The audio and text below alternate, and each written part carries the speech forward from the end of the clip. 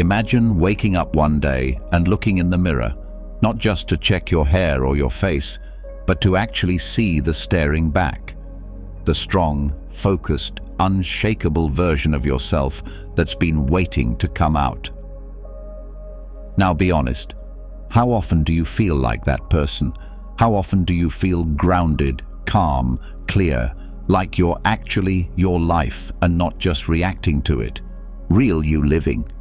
Most people don't. Most people feel like they're running on a treadmill they never signed up for, distracted, overwhelmed, anxious, comparing themselves to others, and wondering why life feels so heavy all the time. But what if I told you there's a way to change that? What if I told you that ancient wisdom, yes, wisdom that's over 2,000 years old, holds the key to building the strongest, clearest, most powerful version of you? Welcome to Stoicism. No, it's not about being cold. No, it's not about hiding your feelings. It's about becoming mentally bulletproof in a world that tries to pull you in 1,000 directions. It's about waking up with purpose, speaking with clarity, and living with strength, no matter what life throws at you. This isn't just another self-help guide full of cliches and fluffy quotes. This is the ultimate manual to becoming you. The version of you that doesn't break under pressure, doesn't seek validation, and doesn't wait for permission to grow. So here's what I want you to do before we begin. Write in the comments. Starting today, I become the best version of me. I am Stoic. You're not just typing a sentence. You're setting a new standard. You're making a decision. One that will echo in your habits, your emotions, your relationships, and your future. Say it, write it, feel it. Because from this moment on, you're not just living, you're leading yourself. Let's begin. Let's be honest. Most people wait for a big moment to change their life. A new year, a new job, a new relationship. They think transformation happens in loud explosions. But the truth? Real change happens in silence. In the smallest actions you repeat when no one is watching. Not in once-in-a-lifetime events, but in the tiny decisions you make every single day without even thinking about them. These choices feel unimportant in the moment, whether to sit up straight or slouch, whether to listen or interrupt, whether to breathe deeply or let your anxiety win. But over time, these small, invisible decisions quietly build your reality. They shape your confidence, your habits, your relationships, your future. Let's go deeper. You don't become angry overnight. It happens in micro moments, when you choose to snap instead of pause, when you scroll instead of reflect, when you let one tiny annoyance build on top of another. You don't become disciplined from one big decision. It begins when you get up the first time your alarm rings, when you choose water over soda, when you put your phone down and stay present. These aren't dramatic moments. They're barely noticeable. But like water slowly carving stone, they change the shape of who you are. Now here's what's even more interesting. Your brain doesn't always know which choices are big and which are small. It just follows the pattern you teach it. If you often choose distraction, your brain will make that easier to access. If you regularly choose focus or kindness or control, your brain learns to make that your default. That's why one deep breath when you're upset is more powerful than it seems, because it teaches your mind that you're in charge. Even how you speak becomes a pattern. Most people don't realize that the words they use in casual conversation create long-term beliefs. Say, "I'm tired," every day, and your body starts to feel it more often. Say, "I can't," every time you're nervous, and your confidence crumbles. But change those phrases to, "I'm figuring it out," or "I've got this," and your brain follows. Micro decisions are like seeds. You don't see them grow in the moment, but give it time, and suddenly your life is filled with either weeds or wildflowers, all depending on what you chose when it didn't feel like it mattered. Let's break this down even further. One of the most underestimated decisions we make daily is how we respond when no one expects anything from us. Think about this. You're walking down the hallway. No one's around. Do you drag your feet? Do you walk with purpose? It seems like nothing, but every step sends a signal to your subconscious. You're either saying, "I'm in charge," or "I'm just getting by." That energy follows you. Same thing with how you treat yourself when you mess up. Do you call yourself stupid? Or do you pause and say, "That wasn't my best, but I'm still growing"? One choice leaves a scar, the other builds resilience. And let's talk about presence.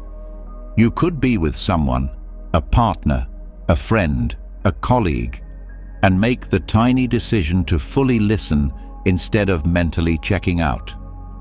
That small shift could be the moment that deepens trust, heals a conflict, or strengthens a bond. And they won't even realize what happened. But you will, and your life becomes better, one connection at a time. Now, here's the truth no one talks about. Your future self is being built by these tiny actions you're taking right now. You don't meet that version of you someday far away. You become them by choosing well today, in the way you eat, speak, move, rest, think, and show up. The gym isn't just about exercise, it's about proving to yourself again and again that you follow through. Reading one page of a book isn't just about learning something new, it's about building identity. I'm someone who grows. Even how you breathe plays a role. When you're stressed and your chest is tight, you're telling your nervous system something is wrong. But take 3 deep, slow breaths and your body starts to believe, "I am safe." From that place, your decisions change, your energy shifts, your reactions become choices, not explosions. It goes deeper. You also teach people how to treat you through these tiny choices. Every time you tolerate disrespect, stay silent when something matters, or say yes when you mean no. You're not just avoiding discomfort, you're building a personal brand. Not the one you post about, but the one people feel when they're around you. And if you want respect, alignment, peace, it starts with what you allow and what you don't, in the smallest ways. Think about when you walk into a room. Do you enter with awareness, noticing the energy, making eye contact? Or do you slip in quietly, hoping no one notices? One choice trains confidence, the other trains invisibility. Every entrance is a decision, and every decision leaves a trace. You don't need to overhaul your life. You need to master the little moments that add up to it. For example, take your phone. The micro decision to check social media right after waking up seems harmless. But what you're actually doing is telling your brain, "Other people's lives come before my peace." Repeat that every day, and soon you don't even know what you want anymore, because you filled your mind with noise before your own thoughts had a chance to speak. Same with bedtime. When you scroll late at night instead of resting, you're not just losing sleep, you're training yourself to numb instead of reset.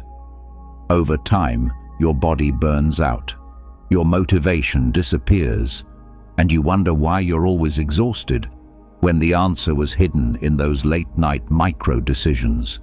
Even your posture is a choice. Yes, how you hold your body, shoulders back or slouched forward, eye contact or eyes down. These subtle shifts either send power through your nervous system or drain it. Research shows that how you sit and stand changes your hormone levels, affects your self-talk, and even impacts how others treat you. So next time you sit down, do it like someone who belongs in the room. One of the biggest lies we believe is that we'll start tomorrow. But tomorrow is just another version of today, shaped by the same micro-decisions you're making now. The truth is, you already started. Every thought, every breath, every response is you casting a vote for the person you are becoming. So the question is not, when will you start? It's, what are you choosing right now? Here's another hidden truth. Your emotional triggers are also shaped by these little decisions. When you get used to reacting quickly, snapping, shutting down, avoiding, your brain makes that your default. But when you decide to pause, even for 1 second, and breathe before reacting, you're building a new habit. You're telling your nervous system, we do things differently now. Do that often enough, and even your emotions begin to follow your leadership instead of dragging you around. And let's not forget about the voice in your head, that constant narrator. You don't need to silence it, you need to train it. And how do you do that? Through the daily decision to question it. When it says, you're not good enough, you say, where's the proof? When it says, they're better than you answer, that's not my race. These responses seem small, but each one is a thread in the armor you're building. One of the most powerful micro-decisions you'll ever make is how you end your day. Not just brushing your teeth or locking the door, but the final thoughts you allow before sleep. Regret, worry, or gratitude, clarity, surrender. What you fall asleep thinking about becomes the emotional fuel for your dreams, your rest, your tomorrow. Even how you treat your space reflects your micro-decisions. A messy desk may not seem like a big deal, but every time you sit there, you feel overwhelmed, distracted. Tidy it up, and without saying a word, your environment tells your brain, we are focused, we are ready. Micro-decisions are also the reason habits work. Not because you do something once in a big way, but because you do it over and over in small ways. The first workout is hard, the second is awkward. The 10th becomes easier. By the 30th, it's part of your identity. And it's not just about showing up. It's about deciding to show up even when it's boring, inconvenient, or uncomfortable. This is what Stoicism teaches us at its core. You can't always control the storm, but you can control how you respond to it. And that response is not one big, heroic act. It's in the moment you pause instead of explode. The moment you ask, what's in my control, instead of blaming everything else. The moment you choose reason over reaction. It's also in how you use your time. Every yes is a no to something else. Say yes to gossip, you say no to focus. Say yes to scrolling, you say no to creativity. Say yes to procrastination, you say no to momentum. That's the real price of your micro-decisions. They cost you possibilities, so start watching them. Not in a stressful way, but with curiosity. Like a detective, notice what you reach for when you're bored, what you say when you're nervous, what you avoid when it's time to act. That awareness alone can shift everything. Because once you see the power of these micro moments, you'll realize this is where your life is actually happening. Not later, not someday, right here, right now, in what you choose next. And that's the most powerful realization of all. You don't need a perfect plan. You need a better next move, and that starts now. So now you know your life is shaped by the smallest choices, not the dramatic ones, but the quiet ones you repeat daily. That realization is powerful, but there's a deeper layer. one most people never even think to question. The truth is this: every micro decision you make is cast through the filter of who you think you are. Not who you want to be, not who you pretend to be, but who you believe you are on a level so deep it often hides beneath your awareness. That belief, it drives everything. Here's where it gets interesting. Most of your identity wasn't created by you. It was absorbed, handed down, formed in the fog of childhood, shaped by family, society, teachers, culture, religion, media. Layer by layer, you inherited beliefs about who you are, how worthy you are, what you're capable of, and what you're allowed to become. And you never stop to ask, is any of this even true?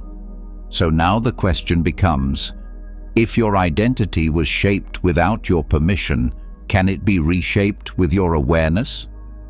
Yes, and that's what you're about to do. Building identity on purpose is not about faking a new personality. It's about remembering who you really are before the world got its hands on you, and then consciously choosing who you want to be from this day forward. This begins with radical clarity. You can't design what you haven't defined. And the first step is identifying the difference between beliefs you chose and beliefs you were taught to accept.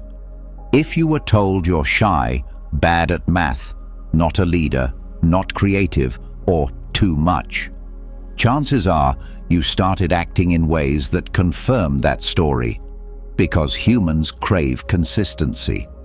Even if the label is painful, we cling to it because it feels familiar. But identity isn't supposed to be a trap. It's meant to be a foundation you build on, not a prison you live in. So begin here. What are the traits you've accepted as fact about yourself, and who gave them to you? Who told you you weren't smart, strong, beautiful, capable? And more importantly, were they qualified to define you? Probably not. Now let's go deeper. Your identity is shaped by the meaning you give to your past. Two people can go through the same event and create completely different stories. One says, "That failure means I'm worthless." The other says, "That failure taught me who I never want to be again." Same moment, different identity. This means you are not your past. You are the story you tell about your past, and you can rewrite it at any time. Start with your pain. That's where the biggest clues hide. Not to dwell on it, but to understand how it shaped your self-image. If someone left you, betrayed you, ignored you, it likely planted a belief like, "I'm not good enough," or "I'm unlovable." But that belief is not truth. It's a scar, and scars can either make you guarded or they can make you wise. When you design identity consciously, you start asking better questions. What kind of person do I want to be when no one is watching? What values do I want to lead with? What traits do I want people to feel in my presence? What would the highest version of me choose in this moment? Now let's talk about values. Most people live by habits. Very few live by values. And that's the difference between drifting and building. Values are your chosen North Star. They're not just nice words like kindness or strength. They are anchors. And if you haven't written yours down, chances are you're living by someone else's. So take a moment to define them. Not what sounds good, what feels real. If you value growth, honesty, depth, creativity, live it. Not once in a while, but especially when it's inconvenient. That's when identity becomes real. When your values guide you in the moments when compromise would be easier. Now let's address the role of language. The words you use to describe yourself become the blueprint of your life. Saying "I'm bad with money" builds an identity that blocks wealth. Saying "I'm terrible with people" becomes a self-fulfilling prophecy. But what if you shifted it to, I'm learning to be better with money, or I'm becoming more confident around people? Tiny shift, massive effect. The brain is always listening, and it believes whatever you repeat most. That means your self-talk is not just commentary, it's instruction, it's programming, and every sentence builds a version of you, whether you mean it to or not. Let's now explore behavior. Identity is not built through affirmations alone. You don't become confident by saying, I am confident in the mirror, if your actions don't reflect it. Identity is action-based. If you want to be someone who reads, you don't need a vision board. You need to pick up a book. Want to be disciplined? Start by making your bed. Want to be kind? Look people in the eyes and really listen. Identity is not decided in thought. It's proven in motion. This is how you start making identity real. Small, repeatable actions that reinforce your chosen traits. Not once, not twice, but every day, until your mind accepts, this is who I am now. Let's be honest. At first, this will feel like you're lying to yourself. That's okay. Growth often feels like pretending, because you're acting from a new place instead of the old one. But here's the key. You're not pretending to be someone else. You're remembering who you are before the fear took over.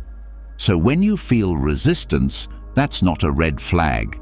That's proof you're growing beyond the identity that's been keeping you small. Let's touch on environment. You cannot outgrow your identity if your environment constantly reminds you of your old self. The people you surround yourself with, the content you consume, the energy in your space, it all reflects back the version of you you're trying to outgrow or expand into. If everyone around you gossips, it becomes harder to choose honesty. If your environment is full of clutter, your mind mirrors that chaos. This isn't about blame, it's about design.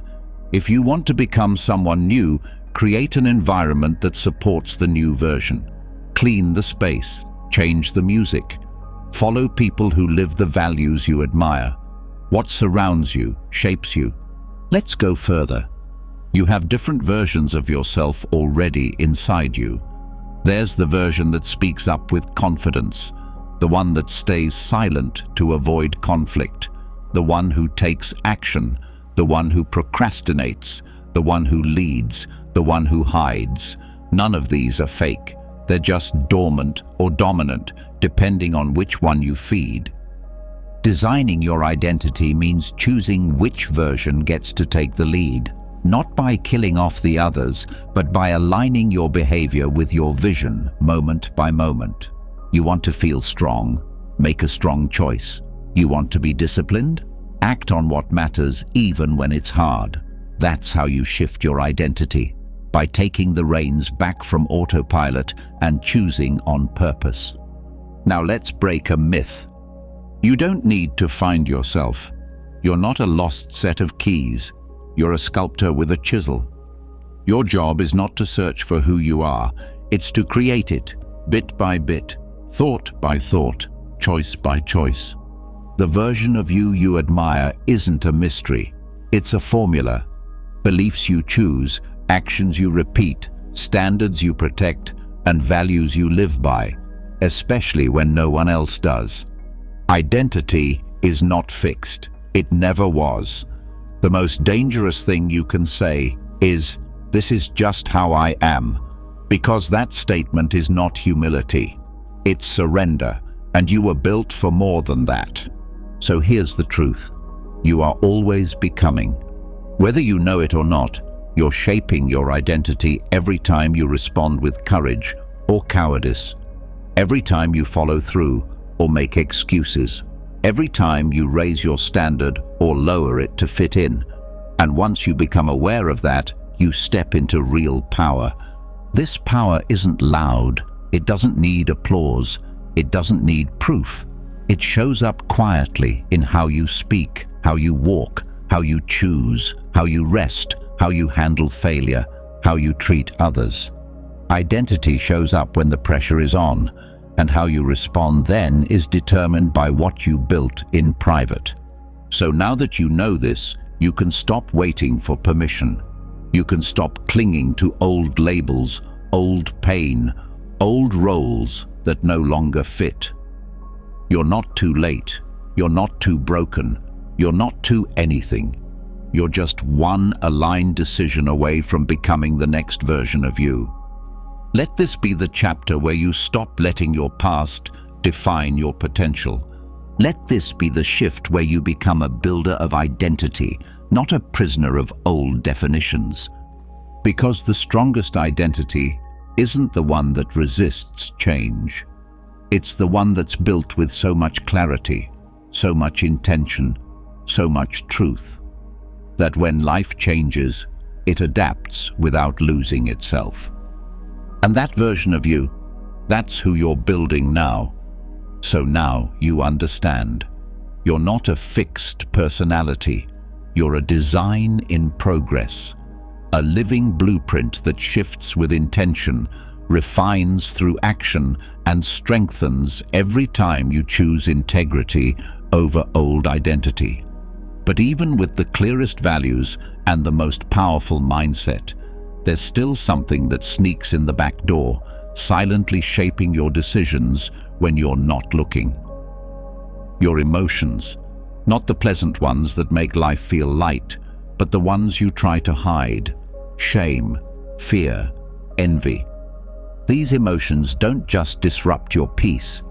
They shape how you speak, what you expect from yourself, and even what you believe you deserve. And if left unmanaged, they quietly sabotage your progress, even when everything else looks like it's working. Most people are taught to avoid these feelings, to bury them under distractions, humor, or even positive thinking. But avoiding doesn't dissolve, it delays. And what you delay ends up running your life from the background. That's why emotional alchemy isn't about escaping your emotions, it's about using them, turning them into power. Because when you face them, understand them, and redirect their energy, they no longer control you, they fuel you. Start with shame. It's one of the most misunderstood emotions because it wears so many masks. Sometimes it sounds like self-judgment, sometimes like perfectionism, sometimes like silence when you should speak. But at its core, shame is the voice that says, "There's something wrong with me." The first step in transforming shame is learning to separate behavior from identity. You may have made a mistake. That doesn't mean you are the mistake. You may have done something you regret. That doesn't mean you are unworthy. This distinction sounds simple, but it's the root of healing. Without it, shame becomes cement. It holds you down. With it, shame becomes a signal. It tells you where you're ready to grow. Most of the shame you carry isn't even yours. It was projected onto you from parents who didn't heal, teachers who misunderstood you, friends who judged your pain, society that told you you had to be perfect to be worthy. That shame stuck because no one taught you how to push back. Now is the time to change that. Start with self-honesty. You can't alchemize what you won't admit. Sit with it. Trace it back. Ask, where did I learn to feel shame about this? Then ask, does that belief help me grow or keep me small? If it keeps you small, it's not truth. It's just old programming. Once you bring it to light, the shame starts to loosen. Then comes the next step. Expression. Speak it, write it, move it through your body. Shame thrives in silence, but the moment it's named, it loses power. You stop being a prisoner and start becoming the observer. That shift is everything. Then there's fear. Not the kind that keeps you from touching a hot stove, that's survival, but the kind that whispers in your ear every time you try to change. The fear of failing, of being seen, of outgrowing people, of not being good enough. Fear is not your enemy. It's your nervous system doing its job. It was trained to protect you based on what hurt you before. It's trying to help, but it's using outdated instructions. Emotional alchemy means updating the script. Start by noticing when fear speaks. Don't push it away. Listen, not to obey it, but to understand it. Ask, what is this fear trying to protect me from? Often, you'll find that it's pointing at something valuable. Fear of failure means you care about doing it well. Fear of judgment means your voice matters. Fear of change means something big is waiting. Once you've named the purpose behind the fear, take one small action anyway. The key here is small. You don't need to slay a dragon. You just need to prove to your system that you can feel fear and still move. That one step builds trust. Repetition builds identity. Fear shrinks when you walk through it. It grows when you run from it. So train your nervous system to walk slowly through the fire. Each time, the fire gets smaller. Now let's talk about envy. It's the emotion most people don't want to admit they feel. It's uncomfortable. It feels like weakness. But envy is not weakness. It's insight. It's a signal of what you deeply want but haven't given yourself permission to pursue. When you feel envy, pause. Don't judge it. Don't stuff it down. Ask, what does this person's success or life represent to me? Then go further. What am I truly craving? It might not be the job, the body, or the lifestyle. It might be the freedom, the confidence, the visibility. When you find that core, you've found a compass. That's when envy becomes useful. It stops being a poison and starts being a mirror. It shows you what parts of yourself are asleep and what needs to wake up. The next step is redirection. Instead of letting envy trigger comparison or self-judgment, use it to create clarity. Ask yourself, what am I willing to do to build this version of me? Now envy becomes motivation. The energy that once pulled you down now pulls you forward. And here's where all three of these emotions connect. They are built on one thing: judgment. Internal judgment of self. That's why the real alchemy begins when you shift from judgment to curiosity. Shame says, I'm broken. Curiosity asks, where did this story come from? Fear says, this will go wrong. Curiosity says, what if this is exactly what I need to grow? Envy says, they have what I don't. Curiosity says, what is this showing me about my hidden desires? That shift from judgment to curiosity is not soft. It's powerful. It breaks the cycle of emotional reactivity. It opens space for transformation. Another powerful tool is somatic awareness. Emotions don't just live in the mind, they live in the body. Shame might show up as tightness in the throat. Fear might be a pounding heart.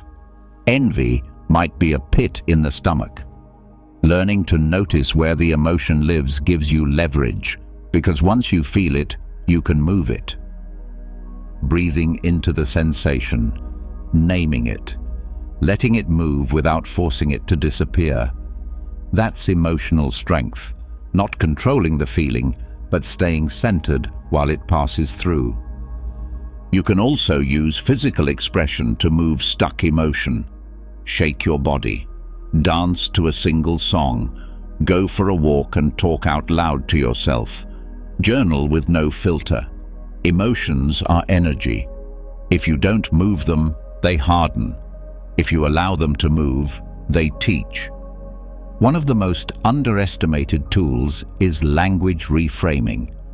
The moment you feel an emotion rising, catch your internal dialogue. Instead of saying, "This always happens to me," try, "This is showing me where I still need healing." Instead of, "I'll never get over this," say, "This is helping me build capacity." Words aren't decoration, they are emotional instructions. Change the language, and you change how your system responds. Another approach is identity anchoring. This is when you meet your emotions not from the wounded self, but from the higher self you're becoming. So when shame whispers, "You're not enough," you answer from your strongest self, "That's not true anymore." When fear says, "Stay small," you respond, "But I was made to expand." When envy says, "You're behind," you declare, "I'm building something real, and that takes time." This inner dialogue becomes a form of self-leadership. And every time you meet the emotion, instead of running from it, you reinforce, "I am safe, I am capable, I am becoming." One more piece: boundaries. Emotional alchemy also means protecting your emotional space. That includes not just who you spend time with, but what energy you let into your field. People who constantly shame you, trigger fear, or amplify comparison, they don't get full access. Protect your peace like it's your job, because it is. And finally, forgiveness. This is the most advanced emotional transformation skill. Not forgiveness as in, "What they did was okay," but forgiveness as in, "I won't let this pain define who I am anymore." When you forgive, not just others, but yourself, you reclaim energy. You close open emotional loops.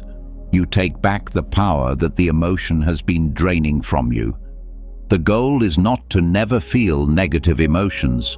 That's impossible and even dangerous. The goal is to feel them fully, understand them quickly, and redirect them powerfully.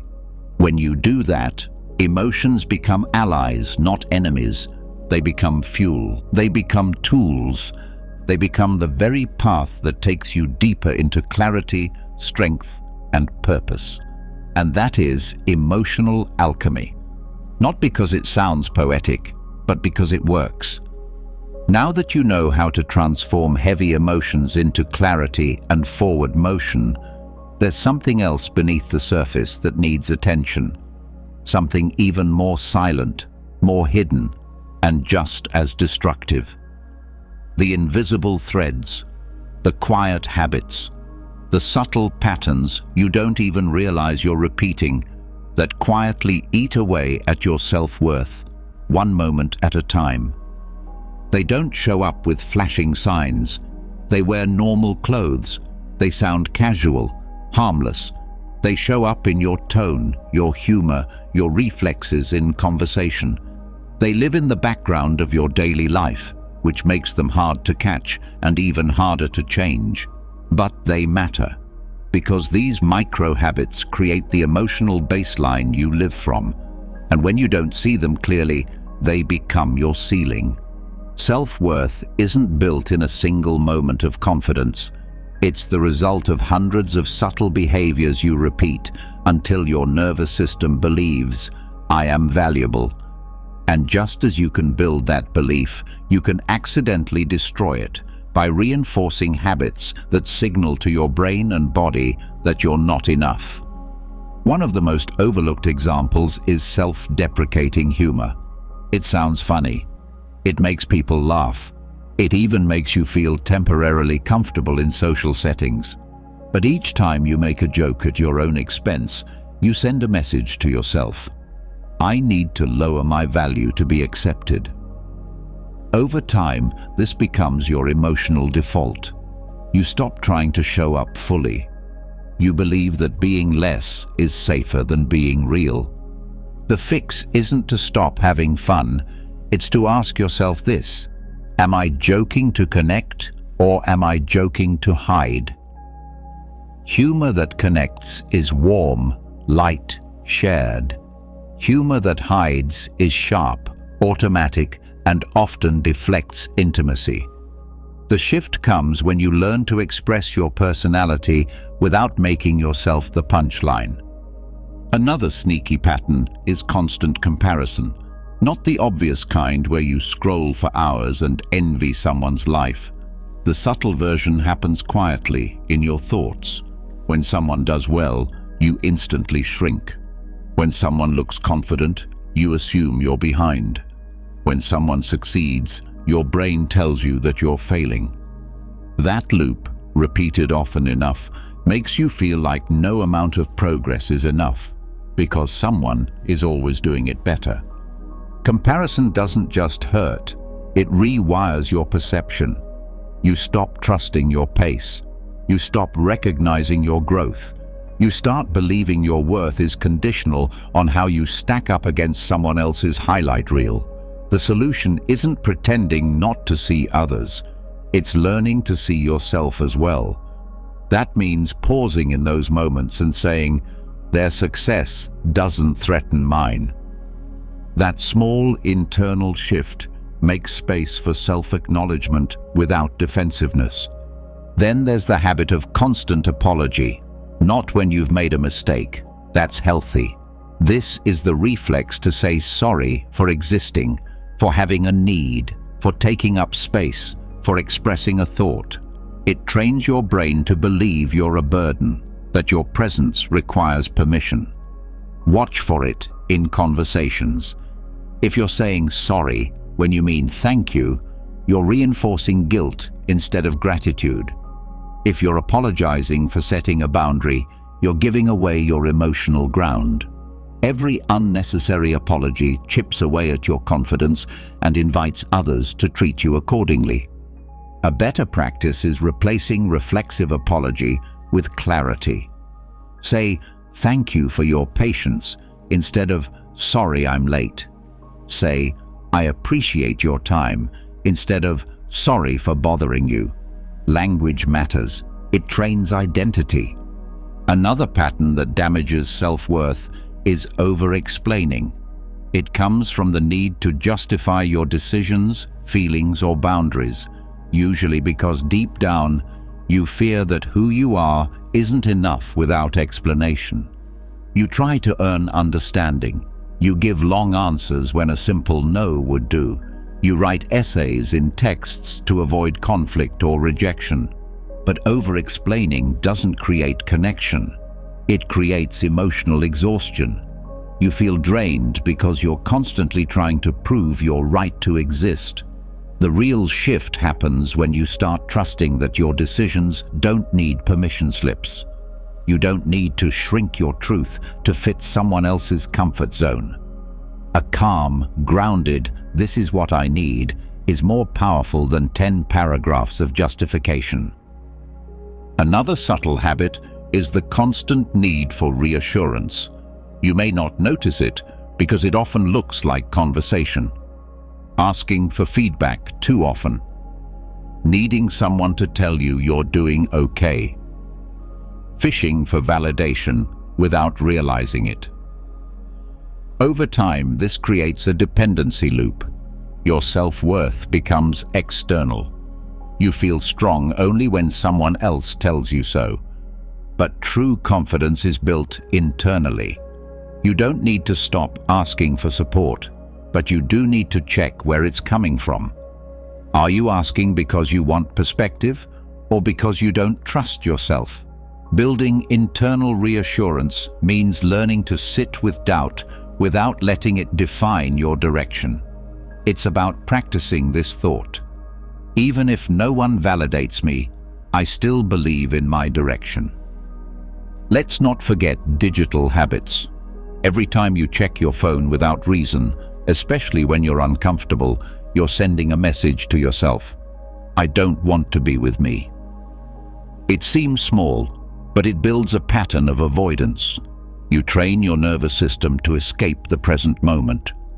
Over time, this creates disconnection, not just from others, but from your own thoughts, feelings, and clarity. Replacing this begins with creating small rituals of presence. Sitting in silence for 5 minutes before checking your phone, pausing before responding, looking around the room and noticing 3 things. These actions seem insignificant, but they send a powerful message to your subconscious. I can handle myself. I want to be here. Then there's the habit of minimization, downplaying your achievements, saying it's not a big deal when it actually is, shrinking in moments when you should be proud. This might come from humility, but it often stems from fear of being seen. You protect yourself by staying small, but in doing so, you teach your nervous system that visibility is unsafe and that your wins aren't worth celebrating. To rewire this, start with small acknowledgements. Don't wait for someone else to notice. Say it to yourself. That was hard, and I did it. This doesn't need to be loud or dramatic. It needs to be consistent. Every time you validate your own effort, you rebuild trust with yourself. Another hidden habit is sarcasm. Used often, it becomes a mask, a way to shield vulnerability with sharpness. Sarcasm can sound clever, but when overused, it blocks emotional honesty. You start using irony instead of saying what you really feel. You cover discomfort with comedy, and the price is distance from others and from your own truth. This doesn't mean you can't be witty. It means noticing when sarcasm is being used to avoid depth. The more you allow directness, the more others will feel safe with you, and the more you will feel safe with your own emotions. People also build identity around performance. When your worth is tied to output, how much you produce, achieve, fix, solve, you create a fragile self-image. You're only as valuable as what you do. So when you rest, you feel guilty. When you slow down, you feel behind. This creates burnout masked as ambition. To break the loop, you must separate productivity from value. Your worth doesn't increase with effort. It exists before achievement. That mindset doesn't make you lazy. It makes you whole. And wholeness creates energy that doesn't rely on external approval to be sustained. Another pattern that often hides in plain sight is people-pleasing. Saying yes when you mean no. Agreeing to avoid conflict. Smiling when you feel tense. These habits are rooted in the belief that your needs are negotiable. Over time, they dissolve boundaries, and without boundaries, self-worth has no walls to protect it. Saying no is not rejection, it's direction. It tells the world where your value begins and ends. The more often you honor your truth in small decisions, the more solid your identity becomes. You stop seeking permission to rest, to pause, to protect your energy. That clarity is not selfish, it's sacred. Another habit that hijacks self-worth is internal mocking. That small, cruel voice that says, "Of course you failed," or "typical you." You may think this voice is motivating you, keeping you disciplined, but it's not. It's wounding you. And wounds don't create strength, they create fear. To shift this, you need to become your own advocate. That means speaking to yourself the way you'd speak to someone you love. You can be honest and still be kind. You can hold high standards without using shame as a weapon. The words you say to yourself in hard moments are the bricks that either rebuild or break your foundation. Also, beware of emotional outsourcing. That's when you make someone else responsible for how you feel. They make me feel anxious. They need to reassure me. This habit may feel justified, but it gives away your power. You become reactive instead of responsive. You lose track of your internal compass. Taking responsibility for your emotional state doesn't mean pretending to be unaffected. It means learning to pause, reflect, and choose your internal narrative. even when it's hard. Especially when it's hard. Even how you breathe speaks volumes. Shallow breaths train your body to stay in a subtle fight or flight state. It tells your nervous system, we're unsafe here. Over time, this low-level stress erodes your confidence from the inside out. Deep, conscious breathing isn't just relaxation, it's identity work. Each time you breathe deeply, you signal to yourself, I can handle this, I belong here. Finally, the habit of delaying joy. Telling yourself you'll feel better once you succeed, once you look different, once everything is perfect. That belief keeps worth forever out of reach. You train your brain to associate happiness with the future and discontent with the present. That delay creates chronic emptiness. To break it, find joy now, in small wins, in the sound of your own laughter, in a clean room, in saying no without guilt. These moments might seem minor, but they teach your system that joy doesn't need to be earned, it's allowed. What all these patterns have in common is this: they are practiced daily, quietly, unconsciously, and because of that, they shape how you feel about yourself more than you realize. But once you see them, you can choose differently, not by force, by awareness. That awareness is power. And when you reclaim it, you stop surviving your self-worth and start building it. Every pattern you shift, every small habit you rewire, every new choice you repeat becomes proof. Proof that you are not your past programming, you are your current practice. And that practice starts here. Now that the invisible habits that shape how you see yourself have been exposed, the next step is to decide who you're becoming and how you're going to get there, deliberately, not by chance, not by waiting for life to teach you in random bursts, but by building your own path forward, one that reflects your personal goals, learning style, and future identity. This is where self-apprenticeship begins. Most people go through life following someone else's script. They learn passively, only reacting to challenges when forced. They wait to be taught, mentored, or given permission. But the truth is, no one is coming to hand you a curriculum for your best life. If you want to evolve into the person you know you're capable of being, you must become your own teacher, your own guide, your own architect of mastery. To do this, you must first decide what mastery means to you, not in someone else's language, but in your own. That clarity becomes the foundation for everything else.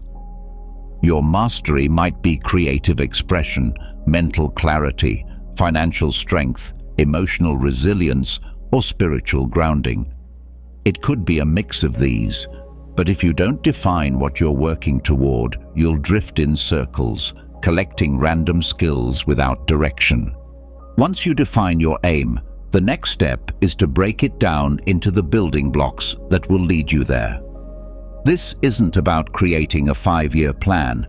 It's about identifying the competencies, perspectives, and behaviors that match your future self, and then choosing to study them intentionally. Every skill, whether internal or external, can be reverse engineered. If you admire someone's calm under pressure, that's not just personality. It's a learned way of responding. If you respect someone's communication skills, you can study how they speak, pause, and hold space. Mastery begins by studying models, not copying them, but understanding the mechanics behind what they do. You're not building a curriculum for school, you're building one for your evolution. That requires honesty about your current gaps. What are you avoiding? What intimidates you? Where do you consistently struggle?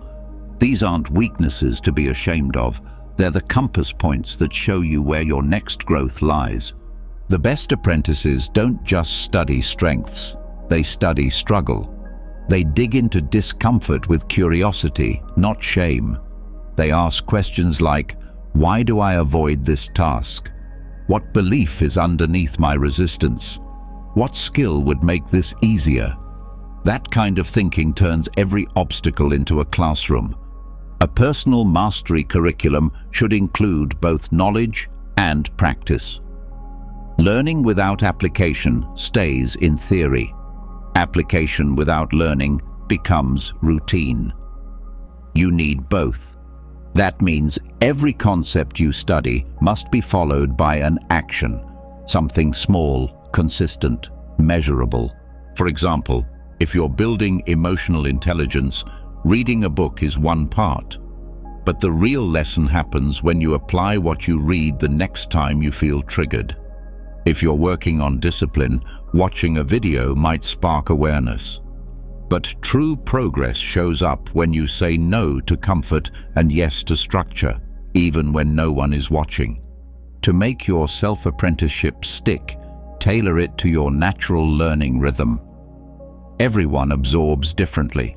Some people need silence and deep focus. Others learn best through conversation or movement. Some remember by writing, others by speaking. Don't fight your style. Design for it. This means experimenting with formats, podcasts during walks, visual diagrams for complex ideas, voice memos to process emotion, written reflections to sharpen clarity. Self-apprenticeship is not about forcing yourself into someone else's system. It's about designing your own and evolving it as you grow. It also means recognizing when you're stuck and knowing how to pivot. Learning is not linear. You'll have weeks where everything clicks and weeks where it all feels stale. That's not failure. That's feedback. Instead of quitting, ask, is this the right method? Is this the right timing? Is this still aligned with my goal? Adaptability keeps the journey alive. A major key to mastery is self-feedback. You can't rely only on external validation to measure growth. That's too inconsistent. Build a habit of reviewing yourself, not to criticize, but to observe with precision. After a difficult conversation, reflect. What did I handle well? What would I change next time? After completing a project, ask, what did I learn? What stretched me? What needs improvement? This type of review turns every life event into a lesson. It sharpens awareness. And it builds internal guidance, which is essential when pursuing long-term change without constant outside input. Another tool is themed learning. Instead of trying to grow everything at once, choose a single theme for a season.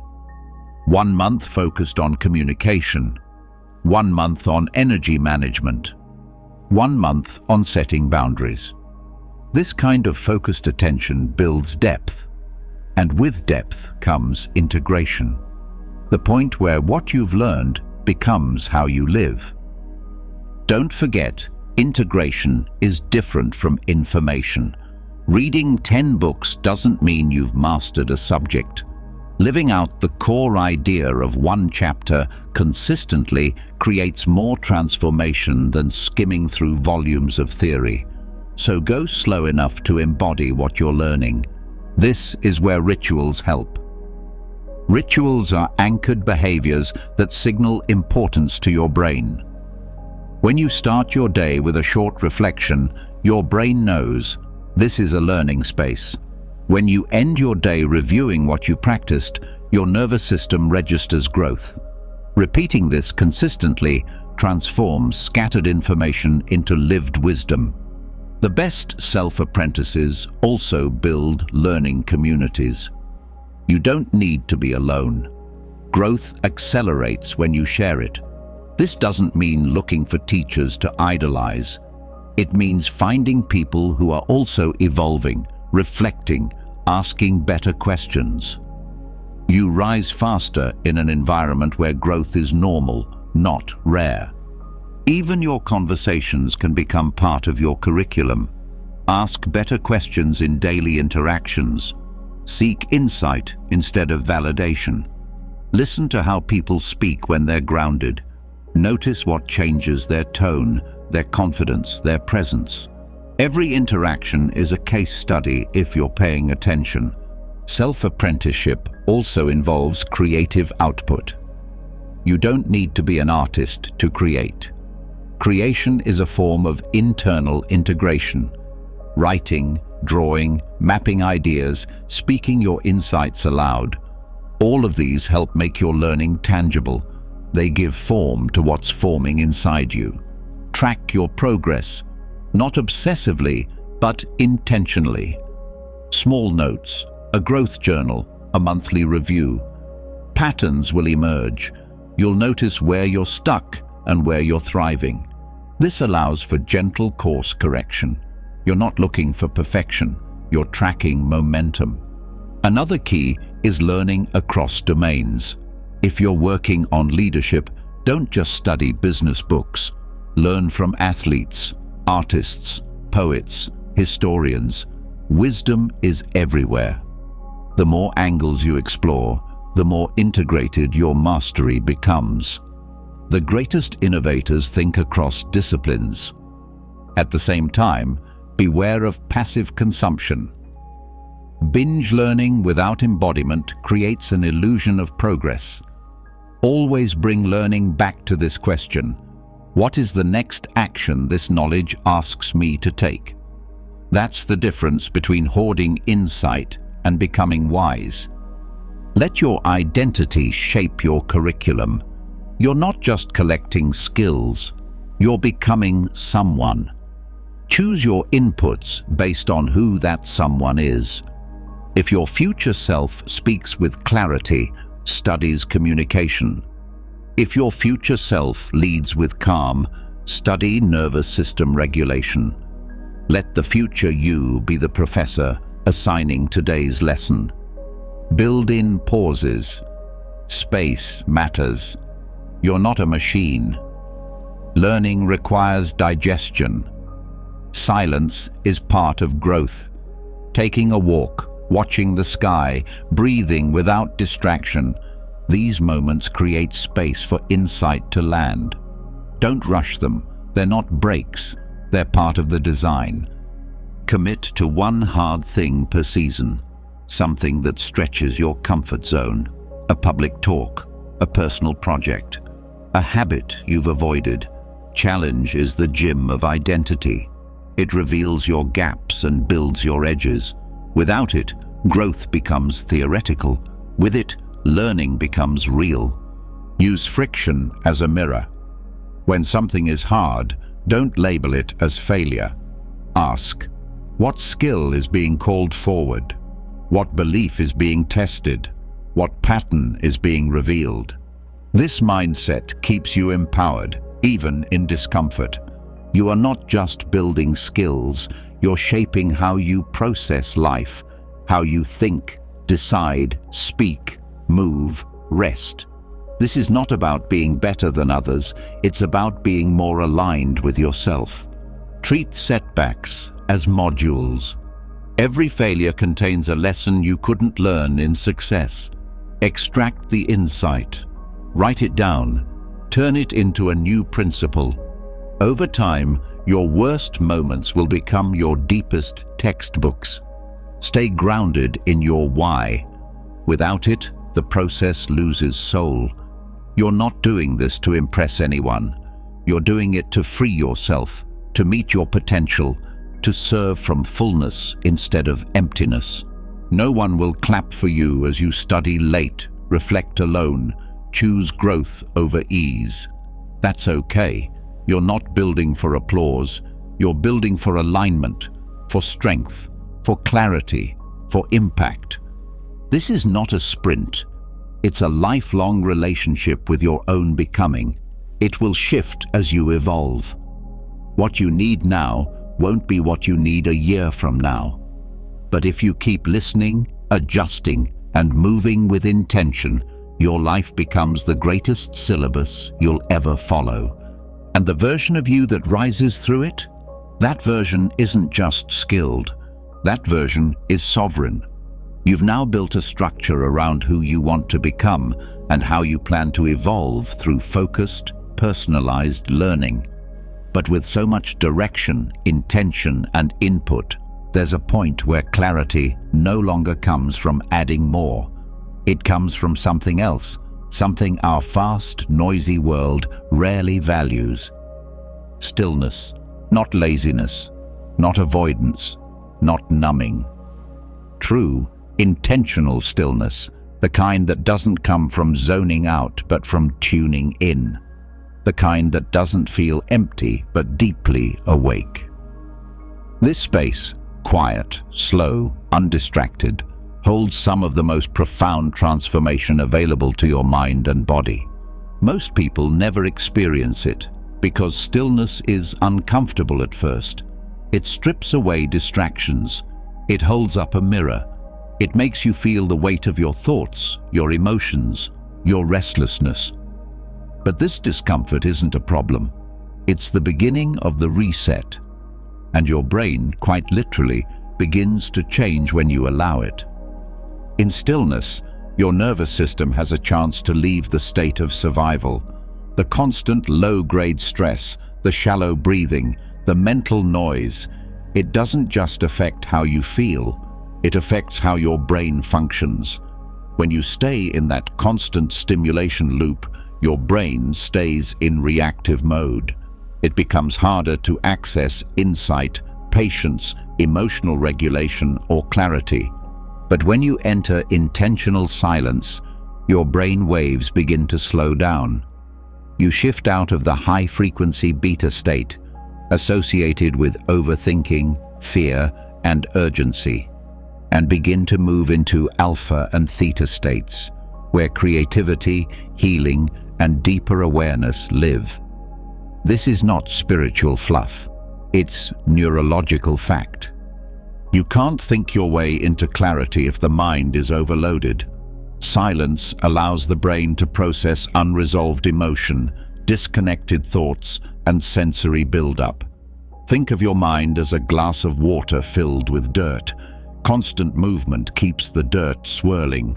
Stillness lets it settle. As the mental sediment drops, you begin to see what's really there. You hear the quieter voice beneath the noise, the part of you that always knew what to do, but couldn't be heard over the volume of daily life. This is where intuition strengthens. You don't grow intuition by trying harder, you grow it by listening longer. Practicing stillness trains your attention. Most people believe they can't focus, but the real issue is they've never trained their mind to stop grabbing at everything. When you sit in silence, even for 5 minutes, you begin to notice how loud your thoughts are. You also notice you don't have to obey them. That space between thought and reaction, that's where freedom lives, and stillness is what stretches that space. Stillness also resets emotional overwhelm. When you're anxious, angry, or overstimulated, your amygdala, the emotional reaction center of the brain, gets activated. When you pause, breathe, and sit with what you feel without distraction, your brain begins to down-regulate. Your parasympathetic nervous system kicks in. Your cortisol levels drop. The body gets a signal. We are not in danger. We can recalibrate. It's during this recalibration that insight occurs. Not because you forced it, but because the noise stopped long enough for truth to surface. Stillness also increases neuroplasticity, the brain's ability to rewire itself. When you allow space between input and output, you give your mind a chance to build new associations. Old reactions weaken. New patterns have room to grow. This is why people often leave silent retreats or periods of solitude feeling transformed. It's not magic, it's biology. And yet in daily life, silence feels unnatural. We reach for noise, We check our phones in line. We fill every pause with scrolling. These are not just habits, they're avoidance tactics. We fear silence because it confronts us with ourselves. But what if the very thing you avoid is the thing that could restore you? In silence, your emotional literacy improves. You begin to feel more with less intensity. You notice subtle cues in your body, tension in your jaw, heaviness in your chest, ease in your breath. These signals were always there, you just couldn't hear them over the static. And here's the deeper truth. When you get better at being in stillness, you get better at being in life. You respond instead of react. You hear what someone means, not just what they say. You observe your thoughts without being controlled by them. You return to center faster after stress. That is emotional maturity, and it's grown in silence. Stillness also clarifies priorities. When you disconnect from constant input, you stop absorbing other people's urgency. You remember what matters to you. You realize how much of your attention has been hijacked by agendas that don't align with your values. This isn't about withdrawal. It's about sovereignty. A quiet mind makes cleaner choices. Even your creativity benefits. You may think your best ideas come when you're working hard, but real insight often arrives in the gaps. During a walk, a shower, a pause between tasks. Stillness allows your brain's default mode network to activate. This is where connection, imagination, and deep insight happen. You don't force creative clarity, you make space for it. Stillness isn't about shutting down, it's about tuning in. And it doesn't require a mountain retreat. It starts with small, daily choices. Sitting without music, drinking tea without multitasking, lying down with your hand on your heart and breathing slowly for 2 minutes. These are micro moments that retrain your system to access quiet. Consistency matters more than intensity. You don't need an hour of silence. You need 5 minutes, practiced daily. That repetition is what rewires your pathways. You're teaching your nervous system that silence is not a threat. It's a sanctuary. Stillness also invites honesty. When you slow down, you begin to see what you've been avoiding. You notice what decisions you've been postponing, what emotions you haven't processed, what truths you've silenced. And yes, this can be uncomfortable, but it's also empowering, because once seen, it can be addressed. Silence is also a form of spiritual alignment, not necessarily religious, but deeply rooted in your connection to life, meaning, and presence. When the noise drops, you can feel the subtle intelligence that lives in your breath, in your cells, in the moment itself. This reconnection grounds you. It brings back the sense that you're part of something larger than your worries. Stillness also trains humility. When you sit with yourself, you realize how often your ego jumps in with opinions, defenses, assumptions. Silence makes room for those voices to quiet, so a deeper, wiser presence can emerge. That presence isn't dramatic, it's steady, and once felt, it becomes your anchor. The beauty of intentional silence is that it meets you where you are. If you're overwhelmed, it soothes. If you're scattered, it focuses. If you're numb, it reconnects. But you must meet it halfway. You must choose to pause. Silence is not passive. It's active listening to life. It's deep presence. And presence sharpens awareness. You'll begin to see patterns you used to miss. You'll catch the emotion rising before it hijacks your mood. You'll sense what needs your attention and what can wait. You'll navigate complexity without panic. Because stillness builds capacity, not by giving you more energy, but by reducing unnecessary leaks. Your relationships improve too. When you've practiced silence internally, You no longer rush to fill external gaps. You become comfortable with pauses in conversation. You hold space without jumping to fix. People feel that. They trust it. You become a calm presence in a chaotic world. Stillness also strengthens decision-making. When your mind isn't reacting to everything, it can evaluate with clarity. You don't choose based on urgency. You choose based on alignment. This makes your choices feel lighter, cleaner, more sustainable. The reason most people don't experience this is because they've made stillness optional, something to do when time allows. But stillness is not luxury, it's maintenance, mental, emotional, even physical.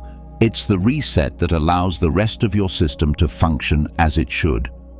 Even your immune system responds to stillness. Chronic stress lowers your body's ability to repair. Restful silence reduces inflammation, balances hormones, and supports healing. Your biology thrives when you stop pushing and start listening. One practice that supports this is silent walks. No headphones, no podcast, just movement, breath, and presence. In these walks, your mind begins to sync with your body.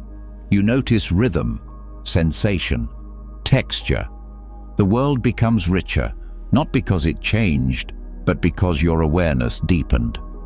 Another is intentional breathwork without sound. No music, no guidance, just awareness of inhale and exhale.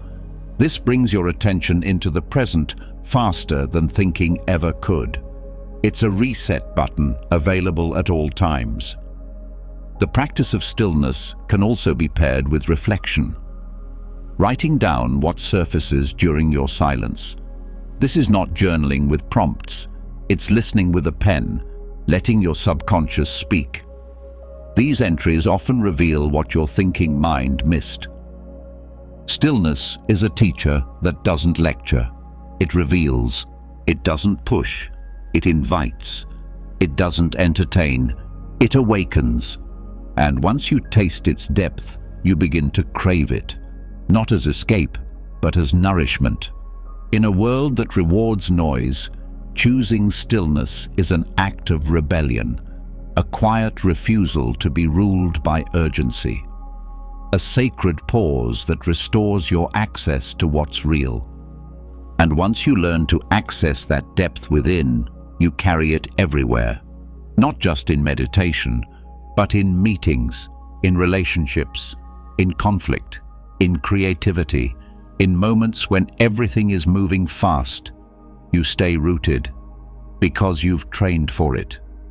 Stillness becomes your source, your compass, your edge, and in that silence, you meet a version of yourself that's not frantic, not fractured, not chasing, just whole and fully here. When you've trained your nervous system to find calm in stillness, you begin to notice what doesn't align. The noise, the rush, the automatic routines that used to feel normal now feel heavy. You start to see where your energy leaks, where your choices contradict your values, where your days pass without intention. What once looked like life is now exposed for what it really is, a pattern running without conscious input. This is the fork in the road between a lifestyle built by default and one built by design. Most people live by default. They wake up and follow a script they never wrote. Their routines are inherited. Their habits are automatic. Their goals are borrowed from social pressure. They react more than they create. Even their rest feels like an escape, not a recharge. They move through life like passengers in their own bodies, tired, disconnected, overwhelmed, and unsure why nothing changes. Default living feels safe because it's familiar, but it comes at a cost. That cost is clarity. That cost is purpose. That cost is your time being used for things that don't build you. And over years, that cost compounds into regret. Lifestyle by Design flips the entire structure. It says, instead of living by reaction, you live by direction. It doesn't mean scheduling every moment or becoming rigid. It means pausing long enough to ask, does my life reflect my values? Does my calendar show what matters to me? Does my environment support who I want to be? The answers don't come from productivity hacks. They come from slowing down enough to look at your patterns with honest eyes. Design starts with awareness. The first layer of design is reclaiming your morning, not by copying someone else's routine, but by asking, what emotional state do I want to carry into my day? Then, choosing activities that anchor that state. That might mean waking up 15 minutes earlier to sit in quiet. It might mean moving your body, not for weight loss, but to generate momentum. It might mean writing one line in a journal just to connect to your thoughts before the world floods your mind. What matters is not the routine itself, it's the energy it creates. A designed morning isn't perfect, it's purposeful. Next is how you use your time. In a default lifestyle, time is managed around urgency. What's due today? What's next on the list? What needs to be handled? That cycle creates tension and burnout. In a designed lifestyle, time is managed around alignment. You schedule what moves you forward, not just what keeps you afloat. You protect time for rest, not as a reward for exhaustion, but as a foundation for clarity. To make this real, look at your week, not at what's missing, but at what's automatic. Which habits are inherited? Which tasks bring life? Which ones drain it? Design means gently letting go of what no longer fits and replacing it with intention. Start with small adjustments. Replace a scroll break with a walk outside. Replace background noise with silence. Replace multitasking with single task focus. None of these are dramatic, but over time, they create space. And space is what design needs. Your environment also matters. Default settings in your space will shape your behavior. If your phone is the first thing you see in the morning, distraction will lead your day. If your workspace is cluttered, your focus will fragment. If your fridge is filled with decisions that fight your goals, every meal becomes friction. Design means adjusting your space to reflect your desired identity. That might mean putting your journal beside your bed. That might mean moving your phone across the room. That might mean adding a plant or removing old reminders of who you used to be. These small cues signal your brain. We are building something new. Relationships are another key layer. In a default life, connections happen by proximity and history. You stay close to people because you always have. You give time to whoever demands it. You keep conversations on the surface to avoid discomfort. That model leads to disconnection and silent resentment. In a designed life, relationships are chosen with care. You spend time with people who energize you. You learn how to say no without guilt. You allow real conversation. You protect emotional boundaries. This doesn't require cutting everyone off. It requires clarity. Who supports your growth? Who honors your truth?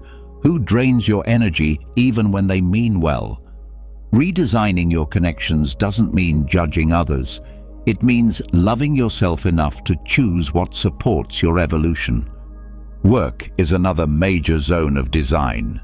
In default mode, work is something you survive. You measure it by the paycheck or the approval it brings. You take what you're given and hope burnout doesn't win. But when you design your work, even inside constraints, you approach it differently. You start by asking, what strengths can I express more? What skills do I want to sharpen? What impact matters to me, even in small ways? You shape your role with intention, even if the job title stays the same. You communicate your needs. You craft projects that build your identity. You align your daily tasks with long-term direction, even if only slightly at first. Design doesn't always mean leaving everything behind. Often it means changing how you show up inside what you already have.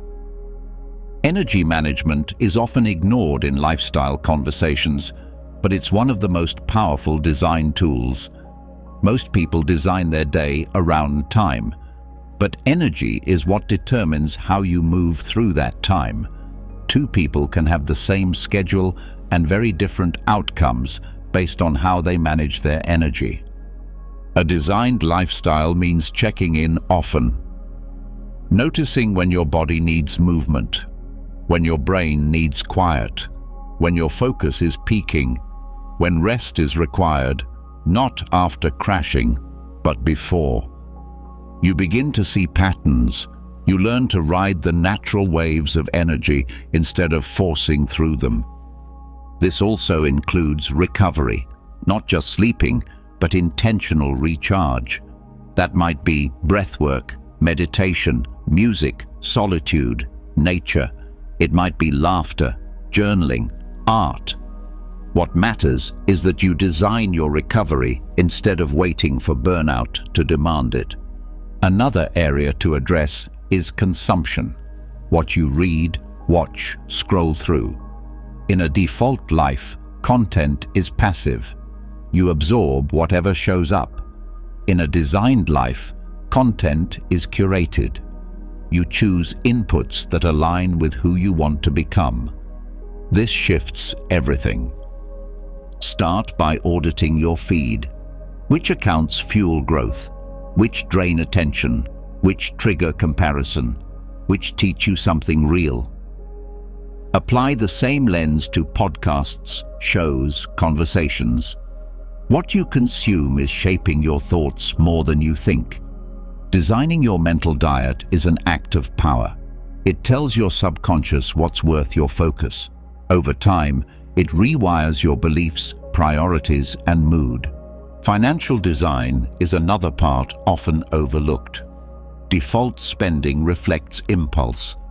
Designed spending reflects values. You don't need to be wealthy to be intentional. You need to know what matters. Every purchase is a vote for the life you're building. Every budget is a mirror of priorities. This doesn't mean strict control. It means clarity. You stop buying to escape. You start investing to expand. You spend less on numbing and more on growth. You redirect energy toward freedom, not just freedom from debt, but freedom of choice. Physical movement is also part of the equation. In a default lifestyle, exercise is punishment or obligation. In a designed lifestyle, movement becomes a way of reconnecting to power. You don't move to shrink your body. You move to wake it up, to listen to it, to build consistency and inner momentum. This might mean stretching daily, walking with awareness, lifting with presence, dancing without a goal. The design is not in the type of movement. It's in the relationship you build with your body through that movement. Your thoughts also require design. In a default mode, your inner dialogue follows old scripts. You react the same way to similar triggers. You repeat stories from your past. But when you begin to design your mindset, you intervene. You pause.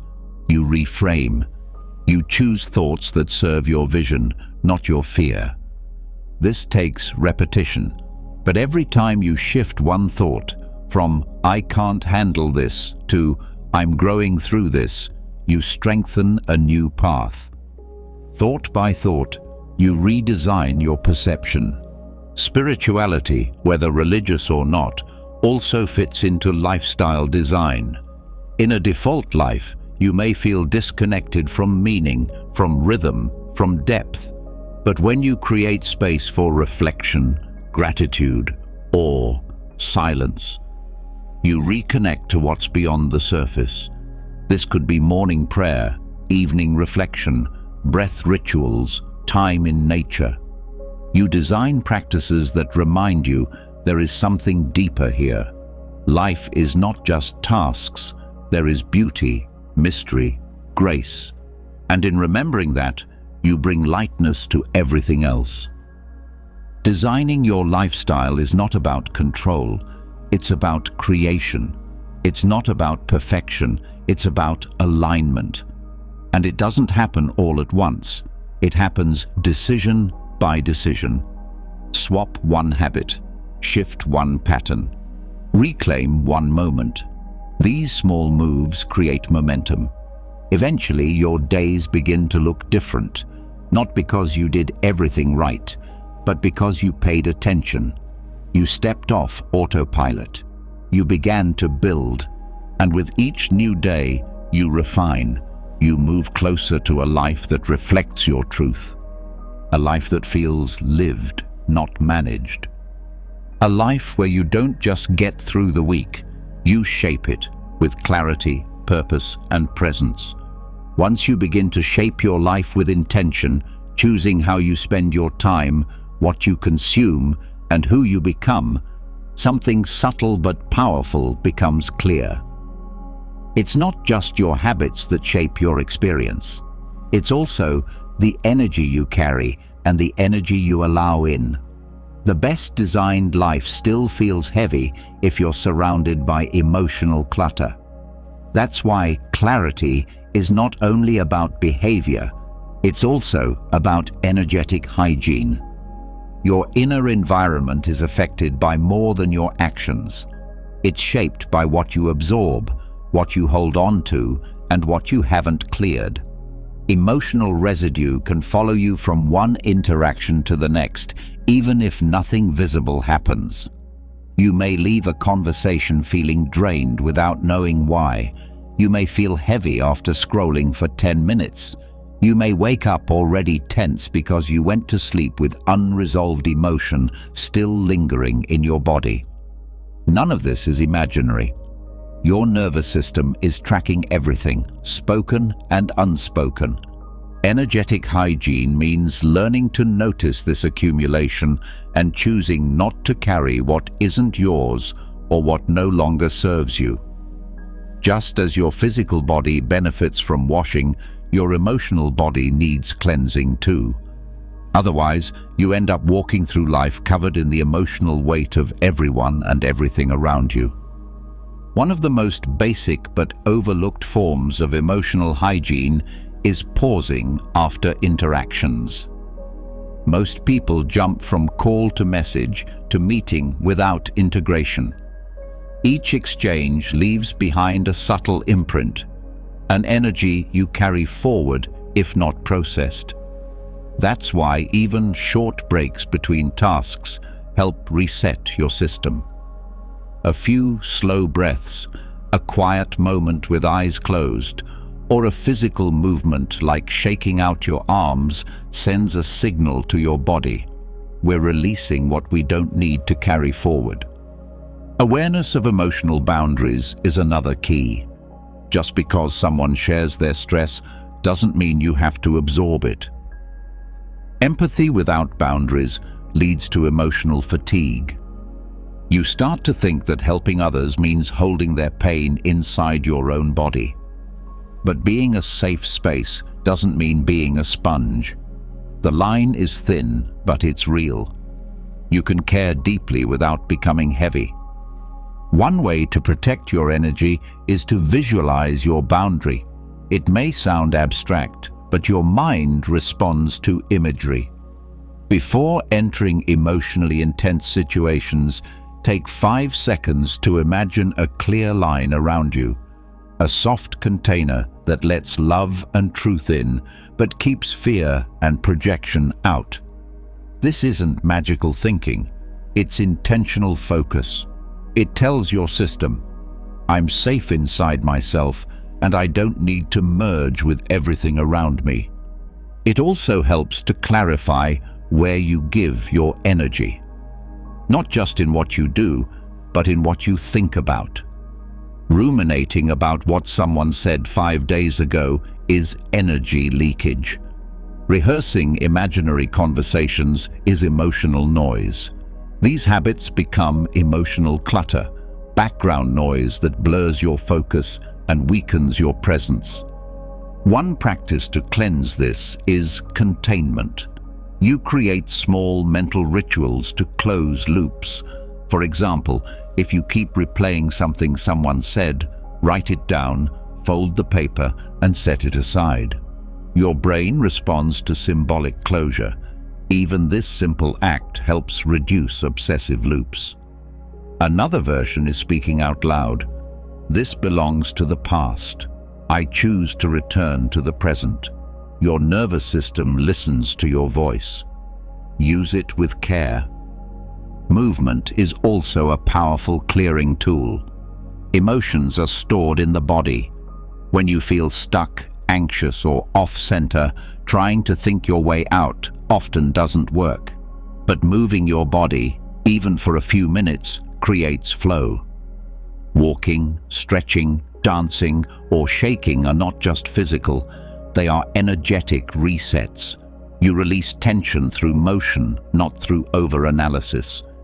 Breathing techniques help too. Deep, intentional breath activates the parasympathetic nervous system, the system responsible for calm and recovery. Short exhales signal stress. Long exhales signal safety. One effective practice is box breathing. Inhale for 4 counts, hold for 4, exhale for 4, hold for 4. Repeat for 2 to 5 minutes. This simple pattern stabilizes your emotional state and clears built-up stress. Sound can also shift your energetic field. Certain music, tones, or even silence can calm the mind and recalibrate the nervous system. When you feel emotionally congested, pay attention to what you're hearing. Your environment is speaking to your energy. Choose sounds that bring you back to center. The words you use matter too. Language has an energetic signature. Repeating phrases like, "I'm so overwhelmed," or "I can't do this," reinforces the feeling. But replacing them with phrases like, "I can take one step," or "I have handled hard things before," recalibrates your internal state. You're not denying what you feel, you're redirecting how you hold it. Another key practice is energetic discernment in conversations. Some people release their tension by unconsciously dumping it on others. They vent, complain, or seek validation without awareness. You don't have to block these people entirely, but you do need to learn how to stay rooted. One method is to silently affirm, "I am grounded, I am listening, but I do not absorb." This keeps you engaged without becoming drained. It's also okay to exit emotionally chaotic spaces. You don't need to explain your boundaries in detail. Sometimes a simple, respectful exit protects your entire system. You're allowed to say, "I'll continue this conversation later," or "I need a moment to regroup." Setting boundaries doesn't make you cold, it keeps you clear. Sleep hygiene supports emotional cleansing as well. During sleep, your brain processes and sorts emotional data, but if you fall asleep with unresolved tension, especially from digital noise, your system struggles to reset. One method is to create a short wind-down ritual. That might be turning off screens 30 minutes before bed, journaling one line about what you're releasing, or doing a short breath practice. These acts may feel small, but they prime your brain for emotional restoration.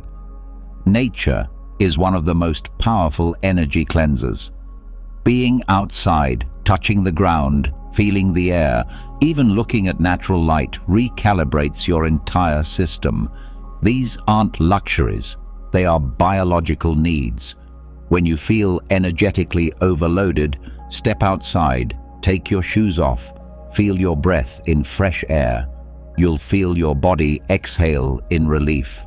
The earth is designed to balance what the mind tries to carry alone. Water is another cleansing element. Taking a mindful shower, washing your hands slowly, or submerging in a bath are rituals that have physical and energetic effects. As you wash, set an intention. I release what is not mine. You're not just removing dirt, you're resetting your field. Digital energy is often the most subtle but most constant. Every message, notification, and feed update brings in information that affects your emotional state. If you start your day by checking your phone, you're letting the world set your frequency before you've had a chance to choose it. Reclaim your start. Even 5 minutes of quiet before exposure to screens can change your internal rhythm. Digital boundaries are essential. This includes muting people whose content disrupts your peace, deleting apps that create compulsive behavior, and choosing inputs that educate or inspire. One helpful habit is curating your digital space the same way you would your physical home. Ask, would I invite this into my room? If not, don't allow it into your mind. Regular reflection is another hygiene tool. At the end of the day, ask, what did I carry that wasn't mine? What emotions linger? What can I release? This small act of review prevents accumulation. You stop letting days pile up emotionally. You begin each morning lighter. Forgiveness, too, is a form of energetic release, not because you approve of what happened, but because you no longer want to hold its weight. Resentment is heavy. It drains you. Forgiveness is not forgetting. It's choosing not to let the past poison your present. Sometimes this means forgiving yourself, for staying too long, for not knowing better, for doing what you had to do to survive. That release makes room for renewal. Even your clothing can carry energy. The clothes you wore during stress or heartbreak may hold emotional memory. Washing them with intention or letting go of pieces that anchor you to the past is a quiet but powerful act of release. Your body feels what your mind doesn't always name. To maintain clear energy, you also need joy, play, laughter, creativity. These are not extras. They're resets. They return you to lightness. Design your life to include them, not as rewards, but as part of your baseline. This creates resilience. It gives your nervous system a reason to believe that life isn't just stress and effort. Protecting your energy isn't selfish. It's necessary. It allows you to show up fully without depletion. It ensures that your presence heals, not harms. It builds the capacity to love without losing yourself, to serve without self-erasure, to hold space for others without abandoning your own needs. Energetic hygiene isn't about isolation. It's about protection. It's not about avoidance. It's about discernment. It's about choosing what you allow into your field, how you process what enters, and what you intentionally release. In a world that constantly pulls at your attention, drains your focus, and amplifies urgency, your inner space must be guarded, not with walls, but with wisdom, not with force, but with clarity. And when you learn to cleanse, protect, and restore your energy consistently, you begin to feel different. Not just calmer, but lighter. Not just more focused, but more sovereign. That state of inner clarity becomes the foundation for every next step you take. And the version of you who walks from that place, grounded, clean, awake, is not easily shaken. Because they carry themselves with care, and that care reshapes everything. Once you begin to protect your emotional field and restore your inner space, something deeper becomes clear. Beneath the habits, the thoughts, the energy patterns, There is a story you've been living. Not one you consciously wrote, but one that's been shaping your choices, your self-concept, and even your limits for years. It's quiet, unspoken, and deeply personal. Yet it guides almost everything. This is your personal myth. Everyone has one. It's the internal narrative that explains who you are, what you're capable of, what you deserve, and where your life is going. It's shaped by early experiences, emotional wounds, cultural messaging, and patterns you've repeated so often, they've become your truth. But this myth, like any story, can be edited. It can be recast. It can be rewritten once you see it clearly. Most people never stop to examine the story they've been living. They accept it as reality. But stories are not facts. They are interpretations. And once you realize your mind has been scripting a version of your life that may no longer serve you, you gain the power to choose a different arc. The first step is to identify the dominant theme of your personal myth. This is not about what happened to you. It's about what you made those events mean. For some, the underlying story is, "I'm not enough." For others, it's, "Everyone leaves," or "I must prove my worth." These stories often develop early and become so familiar they blend into the background of your personality. But when you trace your recurring emotional patterns, you start to see the outline. Start by asking, what's the emotional thread that shows up when I'm triggered? What does my inner voice say when I'm scared, disappointed, or challenged? Is there a sentence that repeats in my head when things go wrong? These moments reveal the script. Once you have the story, you can begin to explore its characters. Just like in myths and epic tales, your internal world includes archetypes, recurring roles that shape how you respond to life. The hero, the victim, the rebel, the caretaker, the orphan, the saboteur. These are not labels, they are lenses. They help you see the energy you've been moving from. You may find that you've been living from the wounded child, always seeking safety, validation, or approval. Or the martyr, sacrificing your needs to be loved. Or the judge, constantly measuring your worth by impossible standards. These archetypes are not wrong. They develop to protect you, but they can also trap you in cycles that keep you from evolving. To shift the narrative, you need to first honor the old roles. They served a purpose. The inner critic helped you survive environments where mistakes weren't safe. The pleaser kept you connected when love felt conditional. Acknowledging their role lets you move beyond blame and into conscious choice. Then comes the rewrite. Every powerful myth includes a journey, one that begins with an old world and leads to a new one. Your current self stands at the threshold. The version of you shaped by old beliefs is ready to meet the version of you waiting to be born through change. And that change begins with a decision to step into a new narrative. To do this, define the version of you who leads the next chapter, not based on goals, but on inner qualities. Ask, who do I become when I'm no longer driven by fear? What does life look like when I trust myself fully?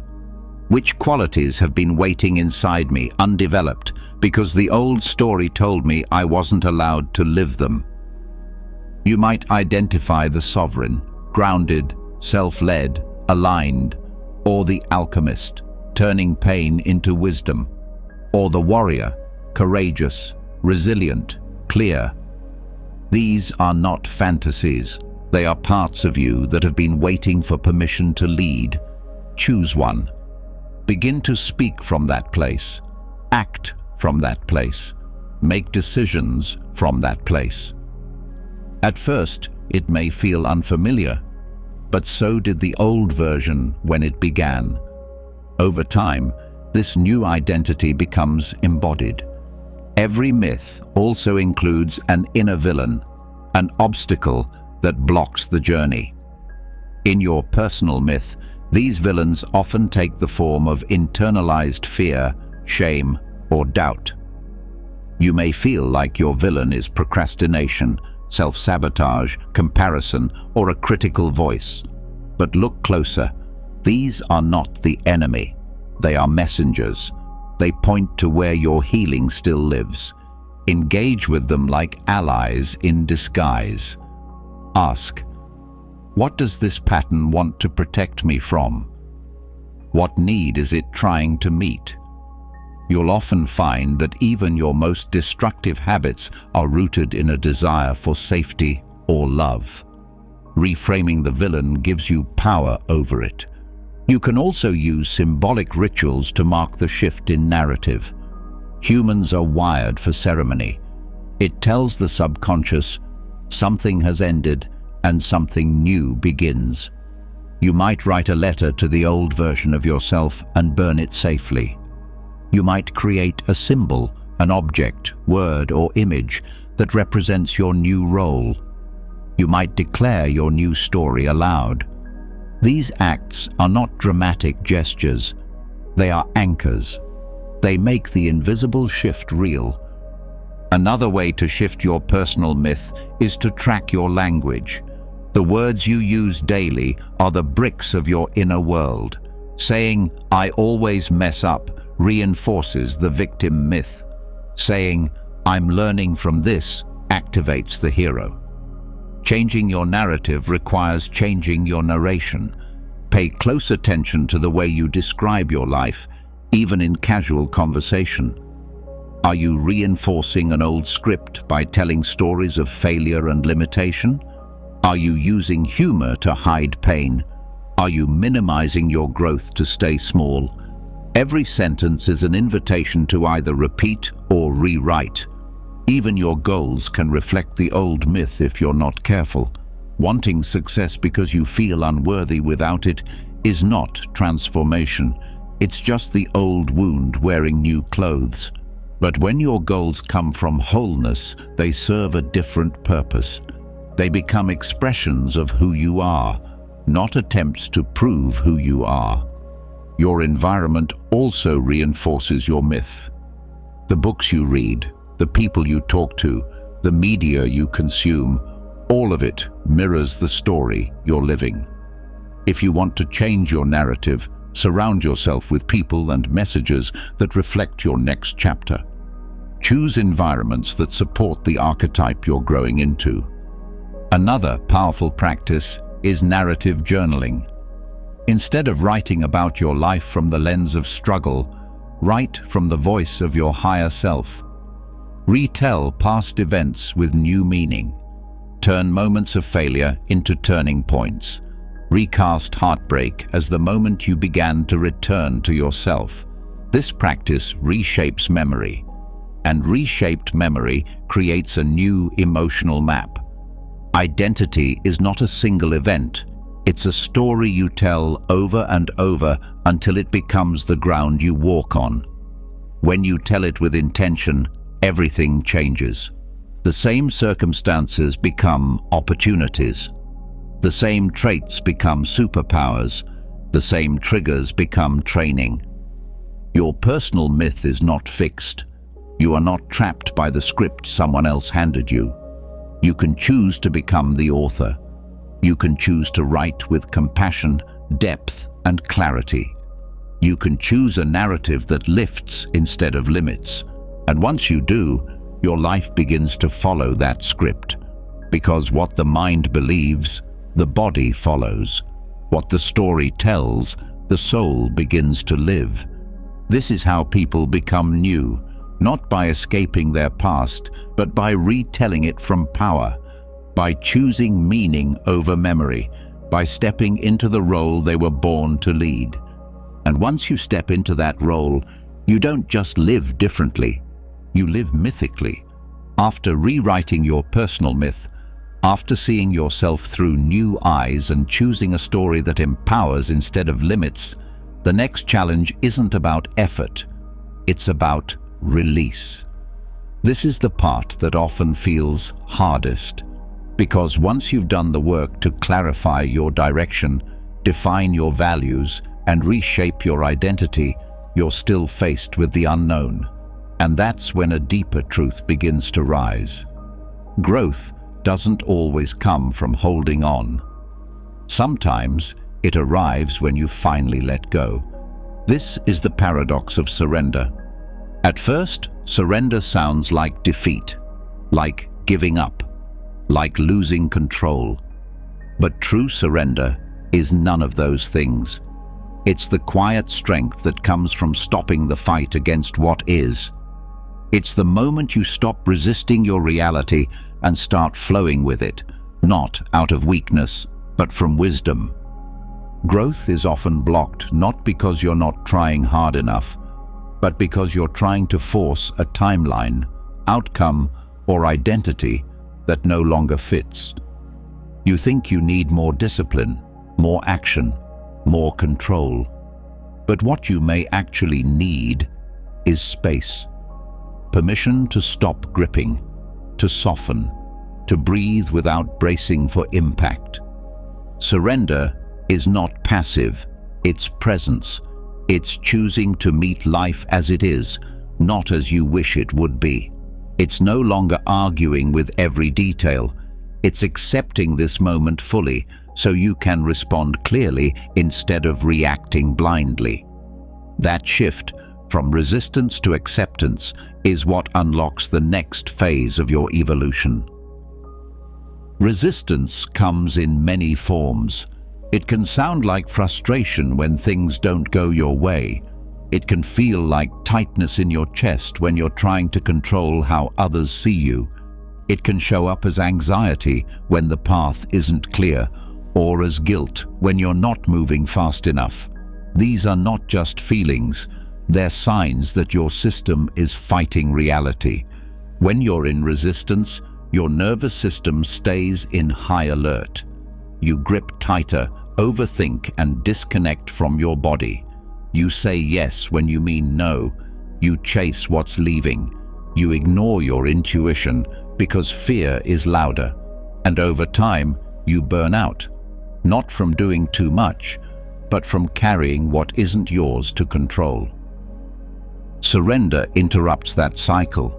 It's the decision to stop pushing the river and start trusting the current.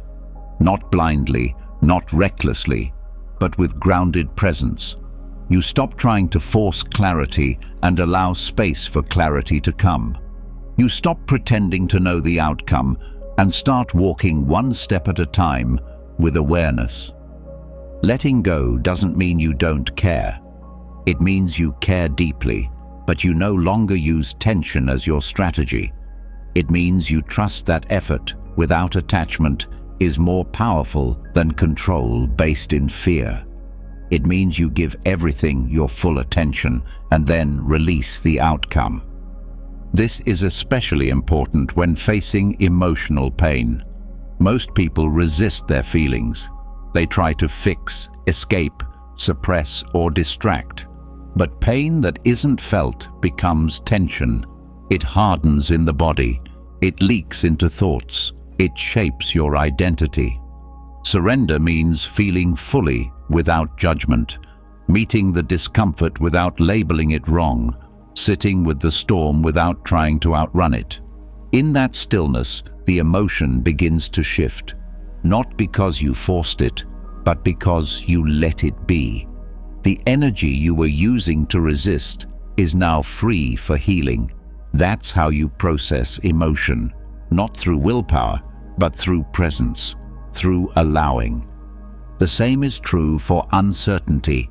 Life will never give you full answers in advance, and the mind will always want guarantees before it risks. But surrender means moving without all the answers, not with recklessness, but with trust. Trust in your ability to adapt. Trust in your values to guide you. Trust that clarity comes through motion, not waiting. This mindset changes your relationship to decisions. You stop obsessing over the perfect choice. You stop fearing mistakes. You start listening to what feels aligned, even if it's unclear where it will lead. That doesn't mean being impulsive. It means being open. Open to being surprised. Open to changing course. Open to letting life participate in your growth. Another place where surrender brings power is in relationships.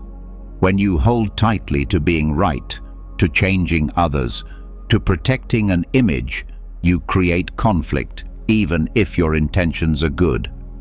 But when you surrender the need to control how you're perceived, you show up more authentically. You communicate with less fear. You listen with fewer assumptions. You let people be who they are, not who you want them to be. That creates space for real connection. Even in creative work, surrender matters.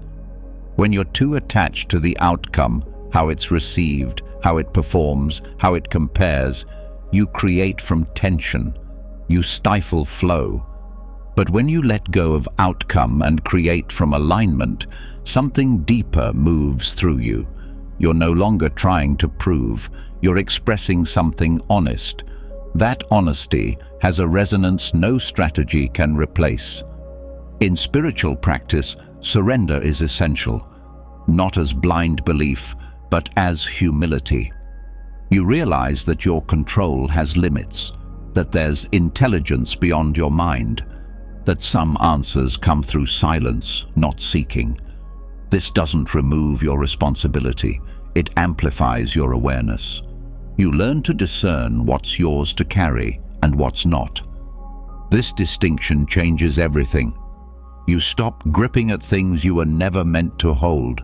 Other people's reactions, the future's exact form, past events that can't be changed. You take full responsibility for your choices and release the rest. Practicing surrender doesn't require dramatic gestures. It starts with small shifts. When a plan falls apart, instead of spiraling, you pause. You say, "This is not what I expected, but I will stay present." When you feel urgency, you ask, "Is this urgency real or fear trying to rush me?" When you don't know what to do, you choose stillness over panic. That stillness is not inaction, it's alignment. Over time, these moments retrain your nervous system. You stop equating control with safety. You begin to feel the difference between real power and reactive force. Power is quiet, rooted. It doesn't chase. It doesn't grasp. It moves with clarity, not desperation. Surrender also creates space for intuition. When you stop over-managing every detail, you begin to feel subtle pulls, a yes that rises without explanation, a no that settles in your chest, a decision that clicks even if it doesn't make logical sense yet. That's not guesswork. That's embodied wisdom, and you can't hear it if your mind is always louder than your body. Letting go also reveals your deeper values. When you stop chasing status, image, or approval, you uncover what really drives you. And often, it's not what you thought. You may discover that you don't want more. You want meaning. You don't want control. You want peace. You don't want to win. You want to belong to yourself. This clarity allows you to set cleaner boundaries. When you surrender the need to be liked by everyone, you start choosing relationships that feel honest, not just comfortable. When you surrender the need to fix everything, you start trusting others to walk their path. When you surrender the need to be perfect, you begin to show up with more love and less fear. Even your relationship with time changes. In resistance, everything feels urgent. You're always behind, always trying to catch up. But in surrender, you begin to move from rhythm, not rush. You respect timing without forcing it. You take action without attachment, and because of that, your decisions become clearer, your body becomes lighter, and your presence becomes stronger. This is not about giving up. It's about giving in. to a deeper intelligence, a quieter wisdom, a more stable truth. It's about allowing life to move through you rather than trying to push your way through life. That shift brings unexpected growth. Because when you're not wasting energy on resistance, you're free to invest it in alignment. You become more adaptive, more intuitive, more peaceful, not because life got easier, but because your relationship to life became wiser. The paradox is clear. When you stop gripping, things often start to flow. When you stop forcing, opportunities begin to open. When you stop chasing, what's meant for you finds its way to you. Not always on your timeline, but always with a depth you couldn't plan. So let surrender be a practice, not a moment. Let it show up in how you breathe, how you choose, how you listen, and how you let go. Let it remind you that real strength is not in control, it's in trust. And real growth doesn't come from tightening, it comes from releasing, from softening, from staying open to what's next. That's not giving up. That's stepping into a deeper way of becoming. After learning how surrender can accelerate your growth, lighten your internal load, and bring clarity through trust rather than control, you begin to notice what's been quietly steering your choices all along. It's not always your logic, it's not your schedule, and it's definitely not your goals written in a journal. It's your emotions, specifically the few that rise up most often and sit closest to your core. These are your keystone emotions. A keystone emotion is not just something you feel regularly. It's the emotional undercurrent that guides the tone of your inner voice, shapes your response to challenges, and often decides how you react before your thoughts even catch up. You could call it your emotional center of gravity.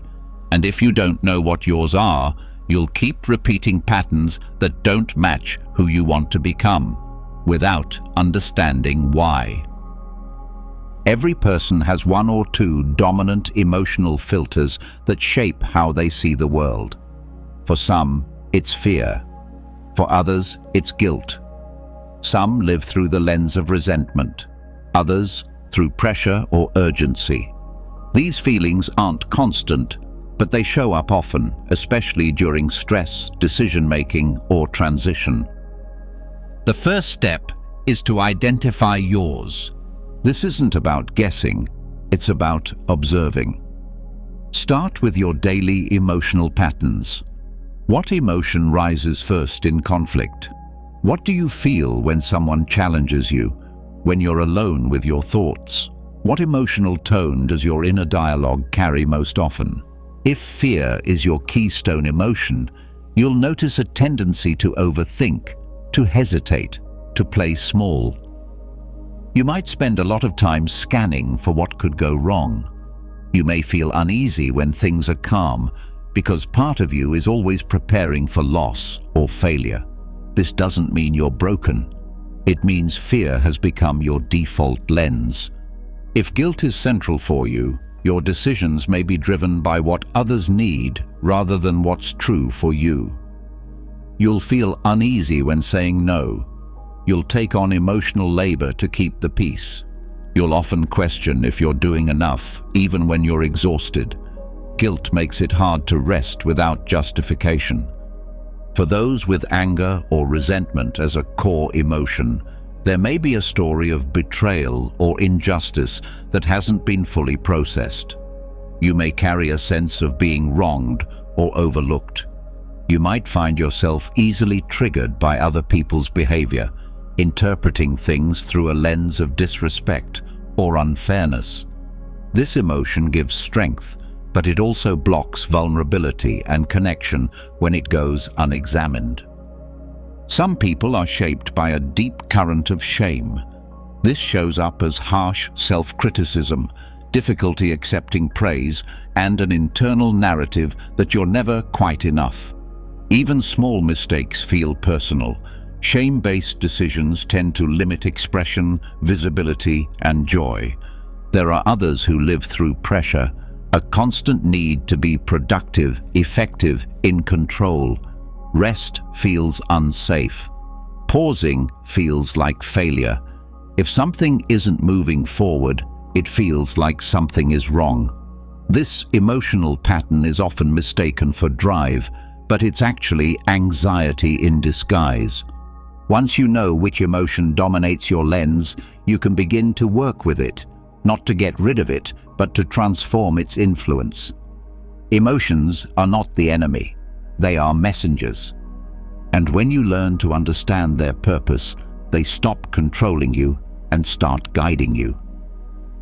To begin redirecting a keystone emotion, you first need to normalize it. Instead of labeling it wrong or weak, you acknowledge its purpose. Fear was meant to protect you. Guilt was meant to keep you connected.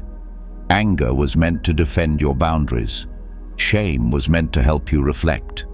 Pressure was meant to help you perform. But when these emotions become the default response to everything, they shift from helpers to hijackers. The practice is not to suppress these emotions, but to soften the grip they have on your identity. That starts with pattern recognition.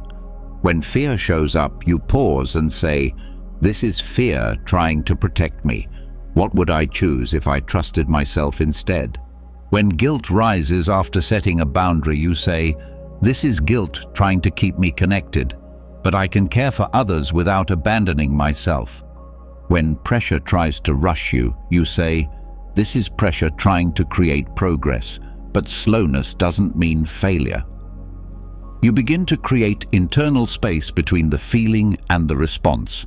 That space is where transformation happens. Another tool is emotional reframing. This means identifying what your keystone emotion is trying to prevent and replacing it with what you want to experience instead. If fear is trying to prevent failure, what you may truly want is courage. If guilt is trying to prevent disconnection, what you may truly want is honest intimacy. If shame is trying to prevent rejection, what you may truly want is self-acceptance. Once you know the real desire underneath the emotion, you can begin to practice behaviors that reinforce that new emotional tone. This doesn't happen in big dramatic steps. It happens in small, consistent actions. If courage is your new direction, it looks like speaking when you usually stay silent, trying something imperfectly, making a decision without knowing how it ends. If honesty is your new direction, it looks like saying no without apology, expressing needs without editing, allowing discomfort without running. If self-acceptance is your new direction, it looks like resting without guilt, celebrating small wins, saying, "I'm proud of how I showed up today, even when it wasn't perfect." The emotional tone of your life doesn't change in theory. It changes in repetition. You also need to track your energy. Keystone emotions live in the body. They create postures, breathing patterns, even tones of voice. Fear tightens the chest. Guilt slumps the shoulders. Pressure shortens the breath. Shame lowers the gaze. Resentment hardens the jaw. Start checking in with your body during the day. Ask, "What am I holding?" Then move. Stand up, breathe deeply, roll your shoulders, shake out your limbs. These physical resets help release the emotional grip so that your choices come from presence, not pattern. Another powerful step is updating your inner language. Keystone emotions have signature phrases. Fear says, "What if I fail?" Guilt says, "I shouldn't have said that." Shame says, "I'm not good enough." Pressure says, "It's never enough." Resentment says, "They always do this to me." Once you recognize these phrases, you can replace them. Not with denial, but with truth. Fear becomes, "I've done hard things before." Guilt becomes, I can care for others without losing myself. Shame becomes, I am allowed to be human. Pressure becomes, progress matters more than pace. Resentment becomes, I choose how I respond, not how they act. This conscious redirection reshapes your internal dialogue, and as the dialogue shifts, so does your behavior. Your nervous system starts to feel safer making new choices because it's no longer bracing for old outcomes. Supportive rituals can also reinforce this work. A daily check-in with your emotional state. Writing out what emotion led your decisions that day. A grounding routine that signals your system. We are choosing differently now. These don't need to be elaborate. Simplicity makes them sustainable. Surrounding yourself with others who reflect your desired emotional tone is another layer. If your keystone emotion is fear and everyone around you is always anxious, it's harder to grow. But if you place yourself in spaces where people move with trust, take aligned risks, or express their truth with confidence, your system starts to mirror that possibility. Books, conversations, environments, all of these contribute to your emotional rhythm. Choose them with care. This is not a quick fix, it's a re-anchoring. But over time, you start to notice that your keystone emotion is no longer leading every choice. You begin to act from a different place, a grounded place, a place that allows you to expand without always protecting. You don't lose the old emotion. You just stop letting it be the author of your life. You begin to lead with presence, not with protection. You start making decisions from who you're becoming, not from who you had to be to survive. And in that shift, something powerful happens. You realize you're not at the mercy of your feelings. You are the builder of your emotional foundation. And from that foundation, you can grow with strength, clarity, and freedom. Every choice you make from this place rewrites your reality, not because circumstances changed, but because you did. Once you begin to recognize the emotional forces that have shaped your reality, and you shift toward grounding your choices in clarity rather than old patterns, a new question naturally surfaces. If I'm no longer being ruled by fear, guilt, or pressure, then what do I listen to now? The answer lies in a deeper signal you've carried all along. Subtle, persistent, often ignored. It doesn't shout or beg for attention. It whispers with certainty. It nudges, pulls, pauses, and it has always known the next step. That signal is your intuition. Most people have been taught to distrust this part of themselves. From an early age, we're taught to obey logic, follow rules, and wait for permission.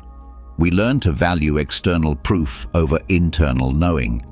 But the more you silence your intuition, the harder it becomes to recognize. And yet, it never disappears. It waits, quietly, patiently, for you to start listening again. Intuition is not magic. It's pattern recognition, embodied awareness, emotional wisdom, and subconscious data working together faster than your conscious mind can explain. It's the part of you that senses before it analyzes, that feels truth before it's verbalized, and when developed, it becomes your most reliable compass, especially in moments where logic falls short.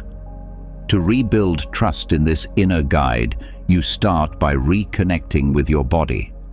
Intuition speaks through physical sensation. You might feel a contraction in your chest when something's off, or a lightness in your belly when something's right. The signals vary from person to person, but they are consistent once recognized. Begin to track your responses, not your thoughts, your sensations. When faced with a decision, pause. Ask, where do I feel this in my body? Tension often signals resistance. Expansion points toward alignment. This practice shifts your attention from the mind's noise to the body's signal. The more you tune in, the louder it becomes. Another way to sharpen intuition is through sensory awareness.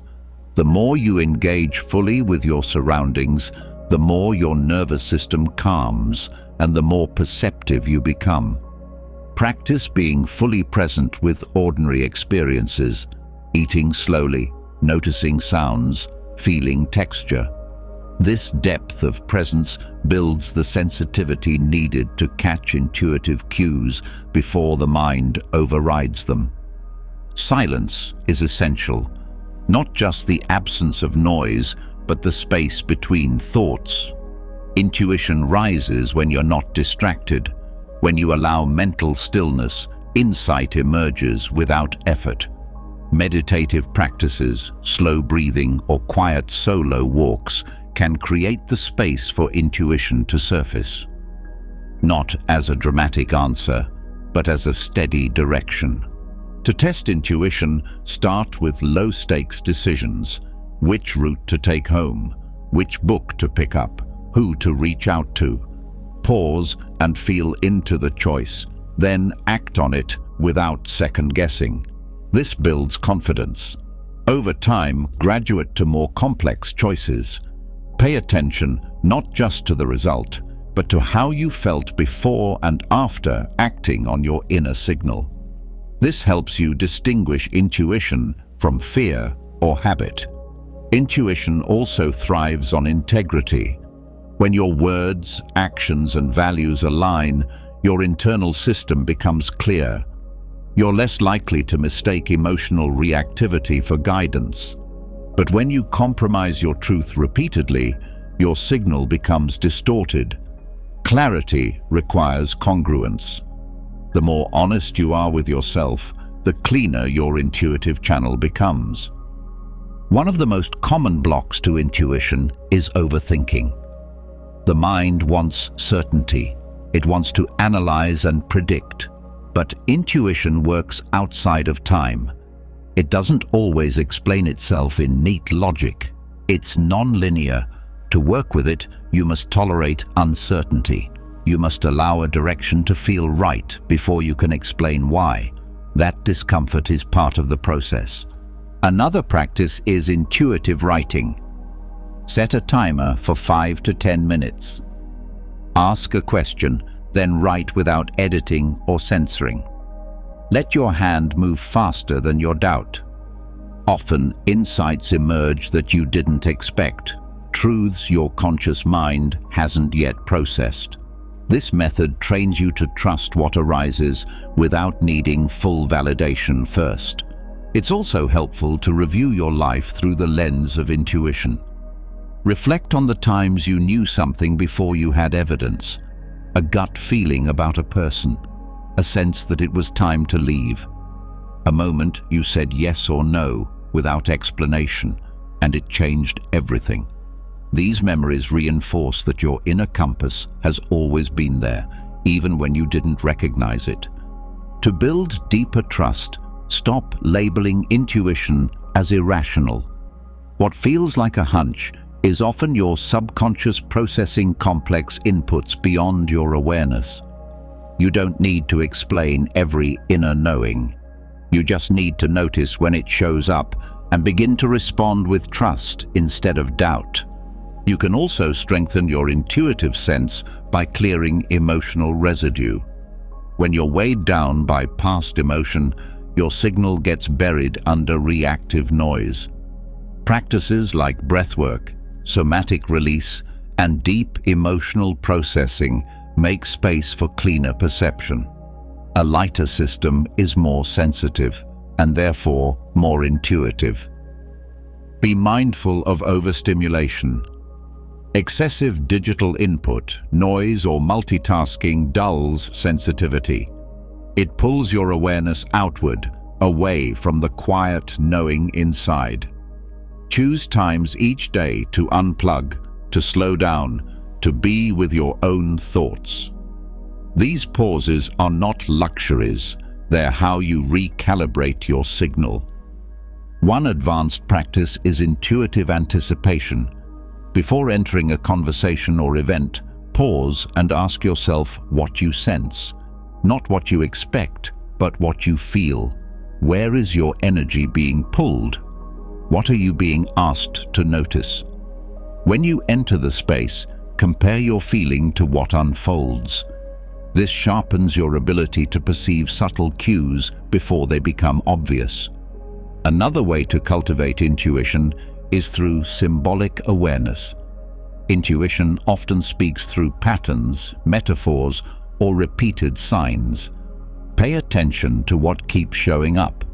Dreams, phrases, numbers, images. These can be ways your subconscious sends messages. They're not always literal, but when paired with presence and reflection, they offer insight. Make space for daydreaming and non-linear thought. The most creative insights often arrive when your mind is at ease. Let yourself drift, doodle, stare out the window. These seemingly idle moments are where your intuitive brain connects, dots your logical mind hasn't yet noticed. Inner conflict is another portal for intuitive growth. When part of you feels one thing and another part resists, intuition is often caught in the tension. Sit with both voices. Let them speak without interruption. Then ask, which part feels rooted in fear? Which part feels like love?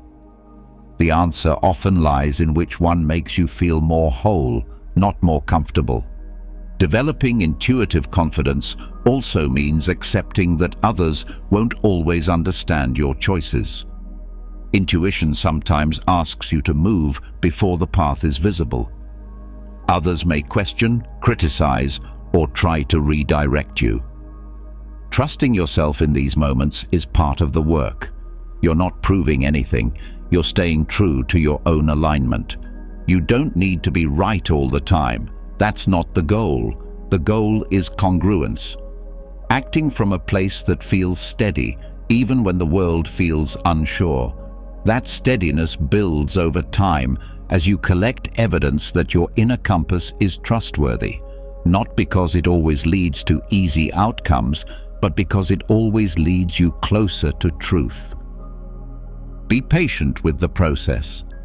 Intuition isn't a light switch, it's a relationship.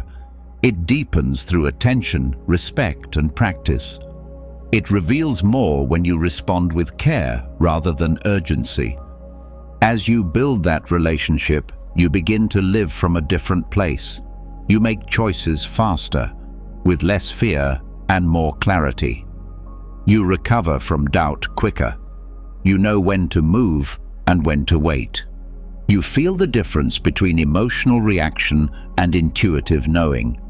Over time, your life begins to reflect that knowing.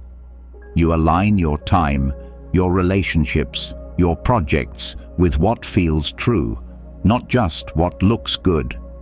You stop chasing approval. You stop over-explaining.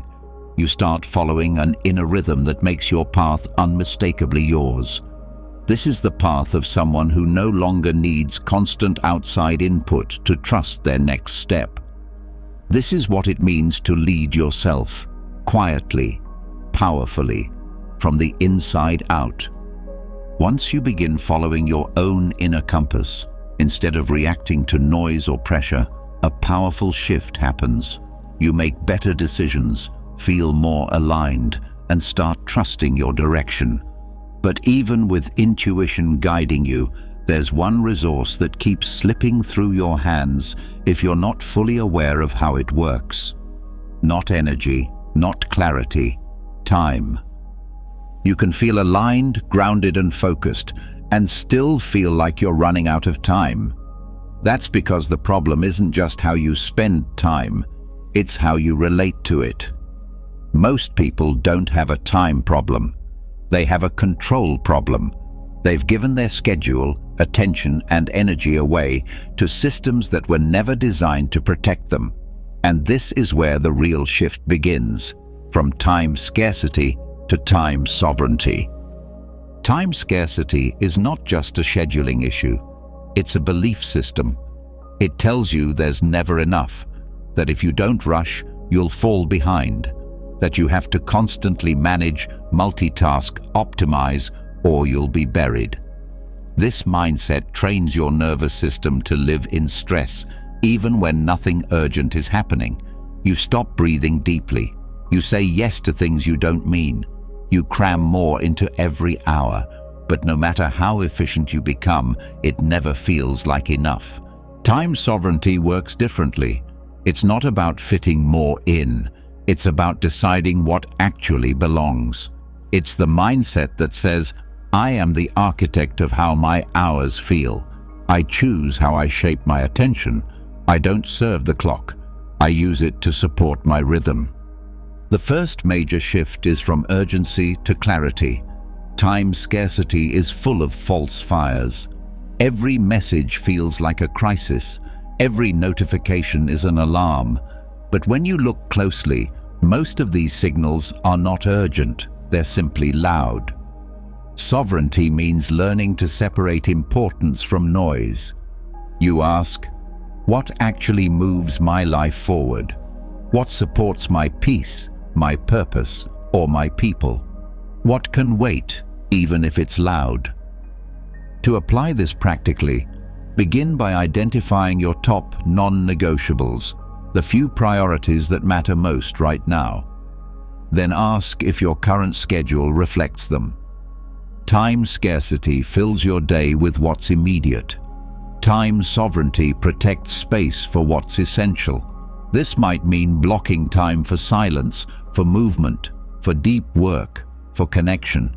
And just as importantly, it means removing the things that erode those blocks, like fragmented tasks, reaction-based checking, and multitasking that leaves you scattered. Another shift comes from rethinking how you measure time. Scarcity measures time in hours and tasks. Sovereignty measures it in depth and intention. You can spend 2 hours on something and still feel behind if your mind was split. But you can spend 20 focused minutes and feel complete. So stop judging success by duration. Begin measuring by presence. Ask, did I give this moment my full attention? Did I move something forward that mattered? That changes how time feels. Energy rhythm matters too. Time scarcity assumes every hour is equal, but not all hours have the same weight. Your body, brain, and creative flow move in cycles. Sovereignty means noticing those patterns and aligning your most important tasks with your peak states. That could be morning for some, evening for others. It means placing creative work during high-focus windows and putting shallow tasks in low-focus periods. This way, you stop fighting your rhythm and start designing around it. You also gain power by using time containers.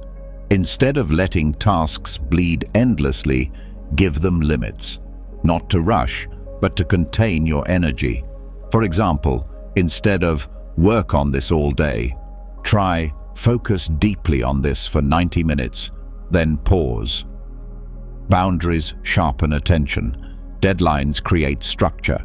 And when you add intentional breaks in between, your mind resets. You reclaim focus and reduce burnout. One overlooked practice is time breathing.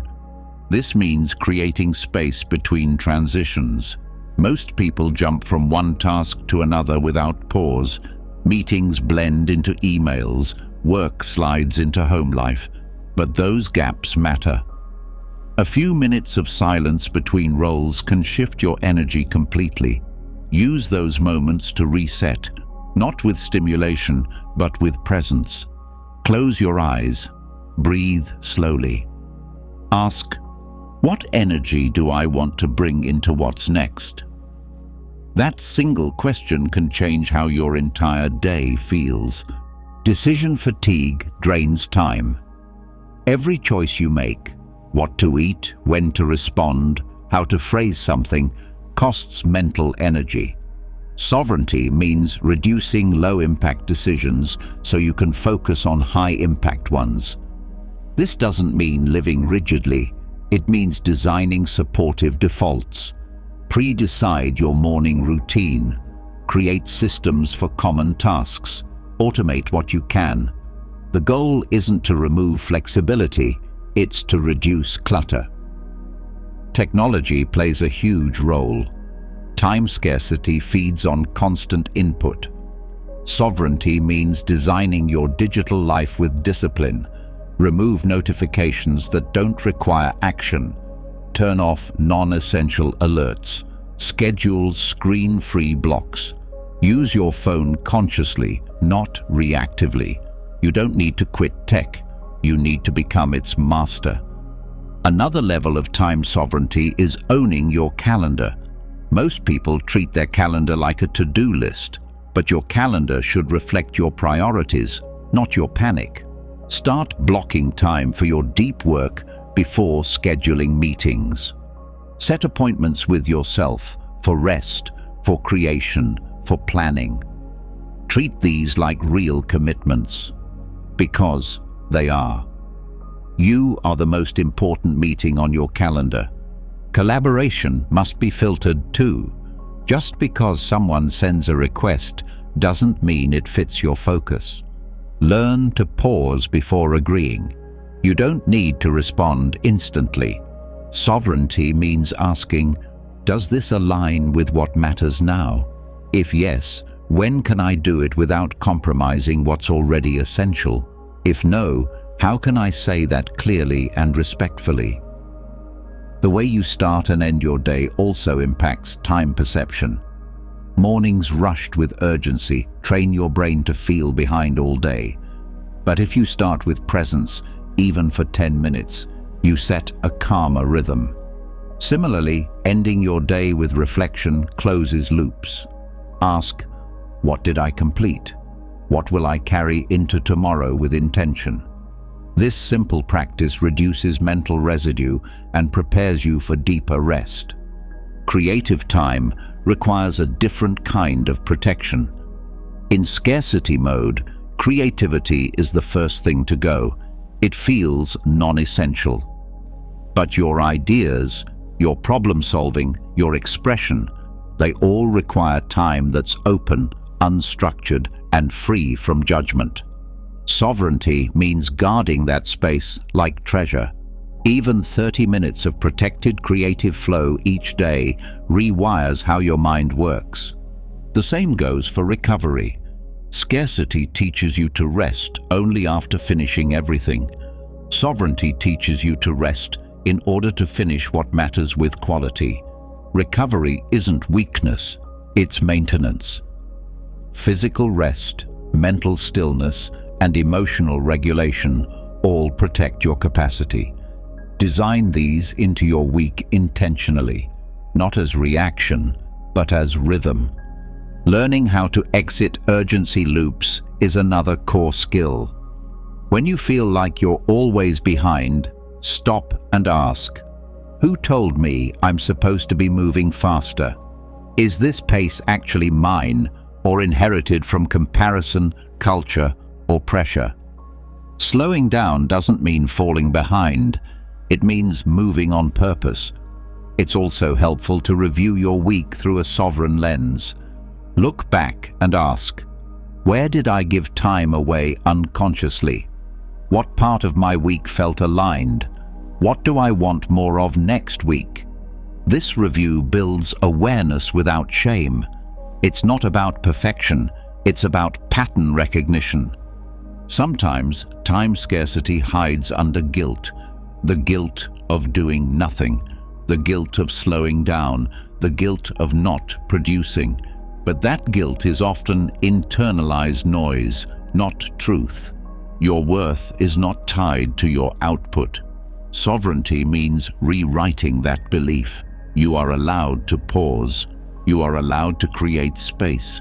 You are allowed to live without proving. You also build sovereignty by aligning long-term vision with daily action. Ask yourself, where do I want to be a year from now? not in status, but in quality of life. Then reverse engineer your schedule. Does how you spend today support that direction? If not, what's one small shift that would?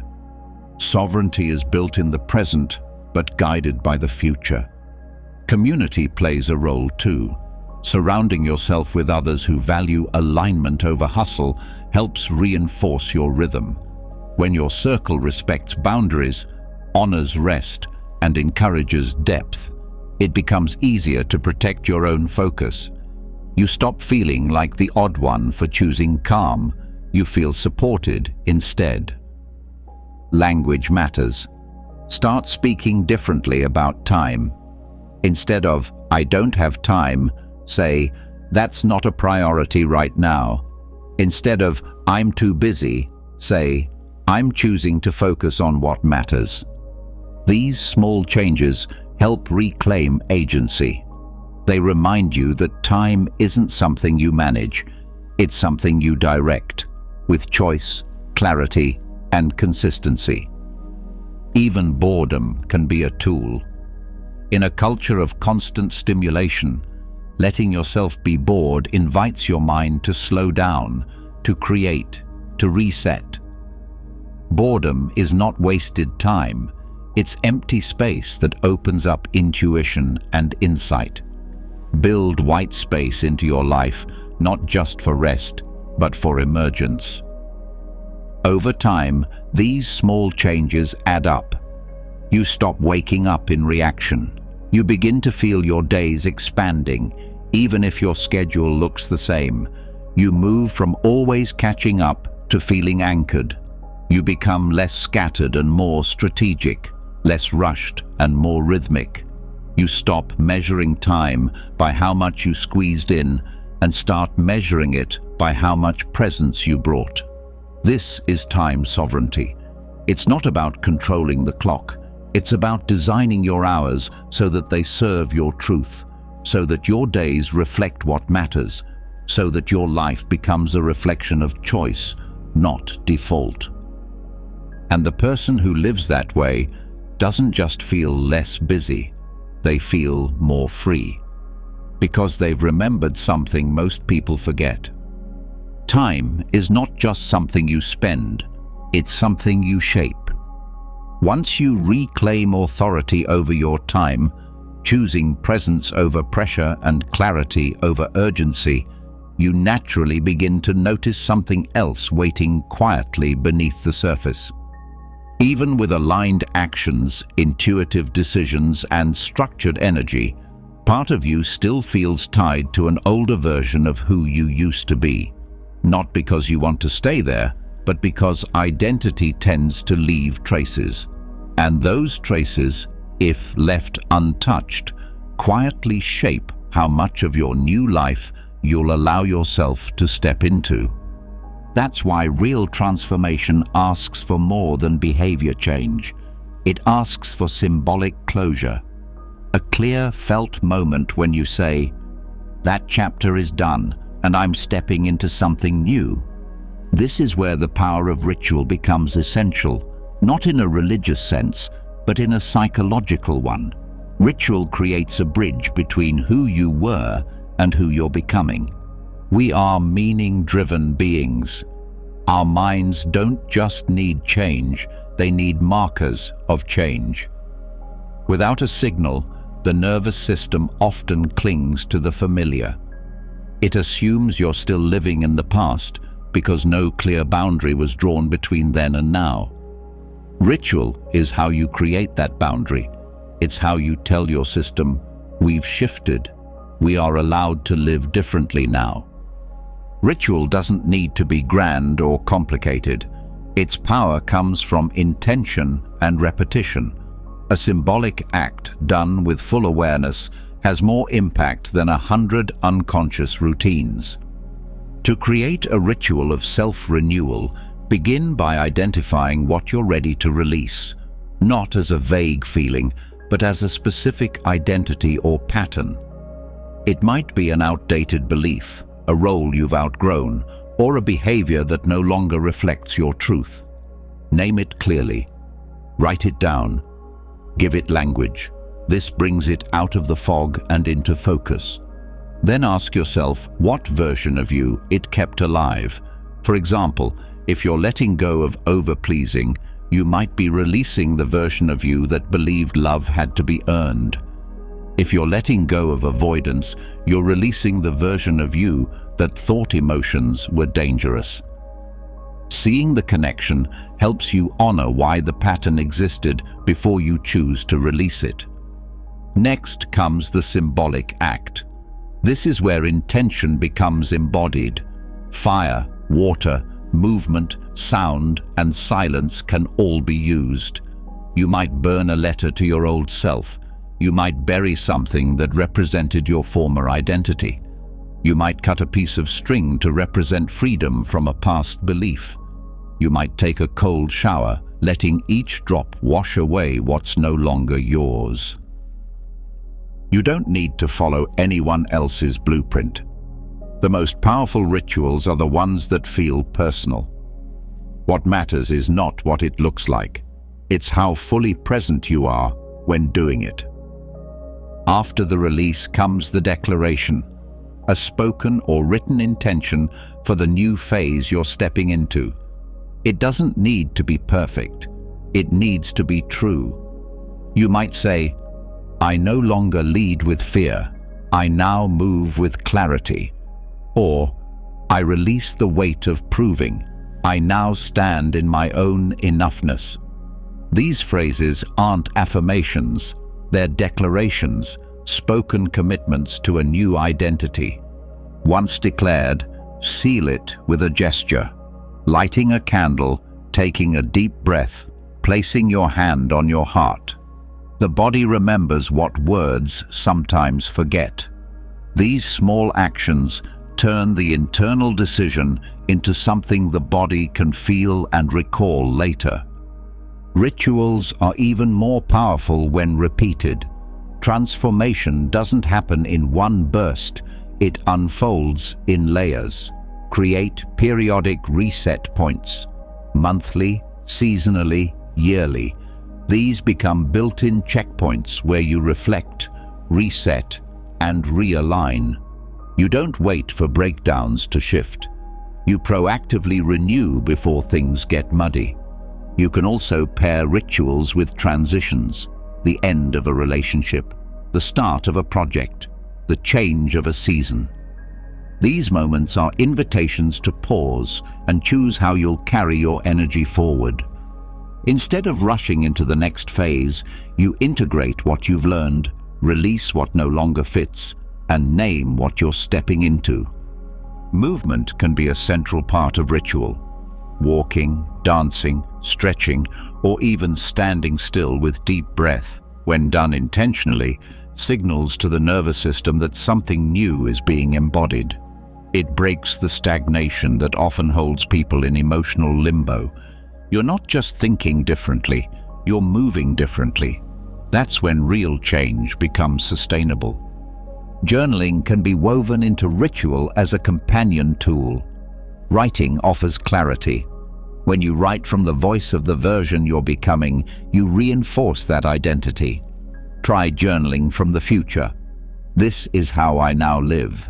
This is how I now think. This is how I now respond. These pages become mirrors that show you the shape of your new life. Ritual also restores your sense of power. In a world that often teaches you to wait for permission, to change, to heal, to move forward, ritual says, I decide now. You no longer wait for external validation. You give yourself the authority to grow. Another powerful use of ritual is emotional cleansing. When you carry unresolved energy from a conversation, loss, or confrontation, it often lingers in your system. Instead of holding it in or venting aimlessly, create a ritual to move it through. That might mean screaming into a pillow, crying to music, writing and tearing up a page. These acts give the emotion form, and once expressed, it loses its grip. If you work with creative projects, you can design rituals to begin and end your work sessions. A simple phrase, a breath, a clearing gesture can signal your brain, "Now we create." This increases focus and reduces resistance. And when the session ends, a closing ritual brings closure, preventing creative residue from leaking into your personal life. You can also use rituals to reinforce boundaries. For example, after finishing work, you might close your laptop, light incense, or wash your hands slowly. This tells your body, "We are now leaving work mode." You begin to control the energetic bleed that often happens when roles overlap. Rituals can be private or shared. When done in community, with trusted friends, a partner, or a small group, they amplify belonging. You witness each other's growth. You hold space for truth without judgment. Group rituals create accountability. They remind you that transformation is both personal and relational.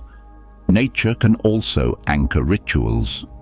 Standing barefoot on the ground, watching the sunset in silence, throwing a stone into water while releasing a thought. Nature holds memory. It reflects the cycle of renewal. Aligning your practices with natural rhythms connects your transformation to something older than your fears. Sound is another key element. You might use music, chanting, humming, or even complete silence. Sound bypasses logic. It accesses emotion directly.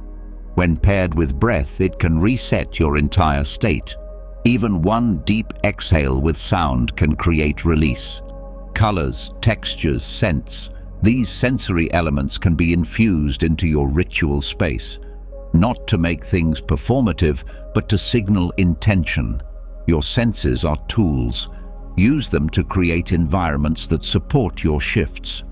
Ritual also helps with grief. Whether grieving a person, a version of yourself, or a lost opportunity, rituals give you a way to honor what mattered while letting go. You're not pretending it didn't affect you. You're making space for its impact and then choosing to continue. You might create a small altar with meaningful items. You might write a goodbye letter. You might plant something, symbolizing what's ending and what will grow next. These acts don't erase pain. They give it form so it doesn't stay trapped inside. Your ritual practice doesn't need to be daily to be powerful. What matters is consistency. What matters is depth. Choose practices that feel like truth, not performance. Let them evolve as you do. Keep them simple enough that they don't become another task, but meaningful enough that they create shift. Over time, you'll notice that the more you ritualize your transitions, the more gracefully you move through change. You no longer fear reinvention. You expect it. You prepare for it. You honor it. You begin to live with the understanding that identity is not fixed. It's shaped and reshaped by how willing you are to release what's outdated.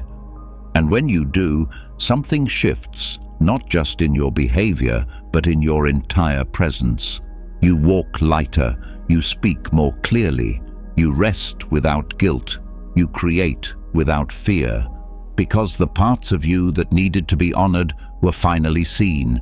The stories that needed to end were given closure. And the version of you that was waiting quietly in the wings, they were finally invited to step forward and lead. Once you begin to use rituals to release old versions of yourself and consciously step into the new, you start to feel more whole. Your body listens, your choices sharpen, your path opens. But even with all that inner work, there's something that keeps pulling at your energy in subtle ways. Something you didn't choose, but interacts with you every single day.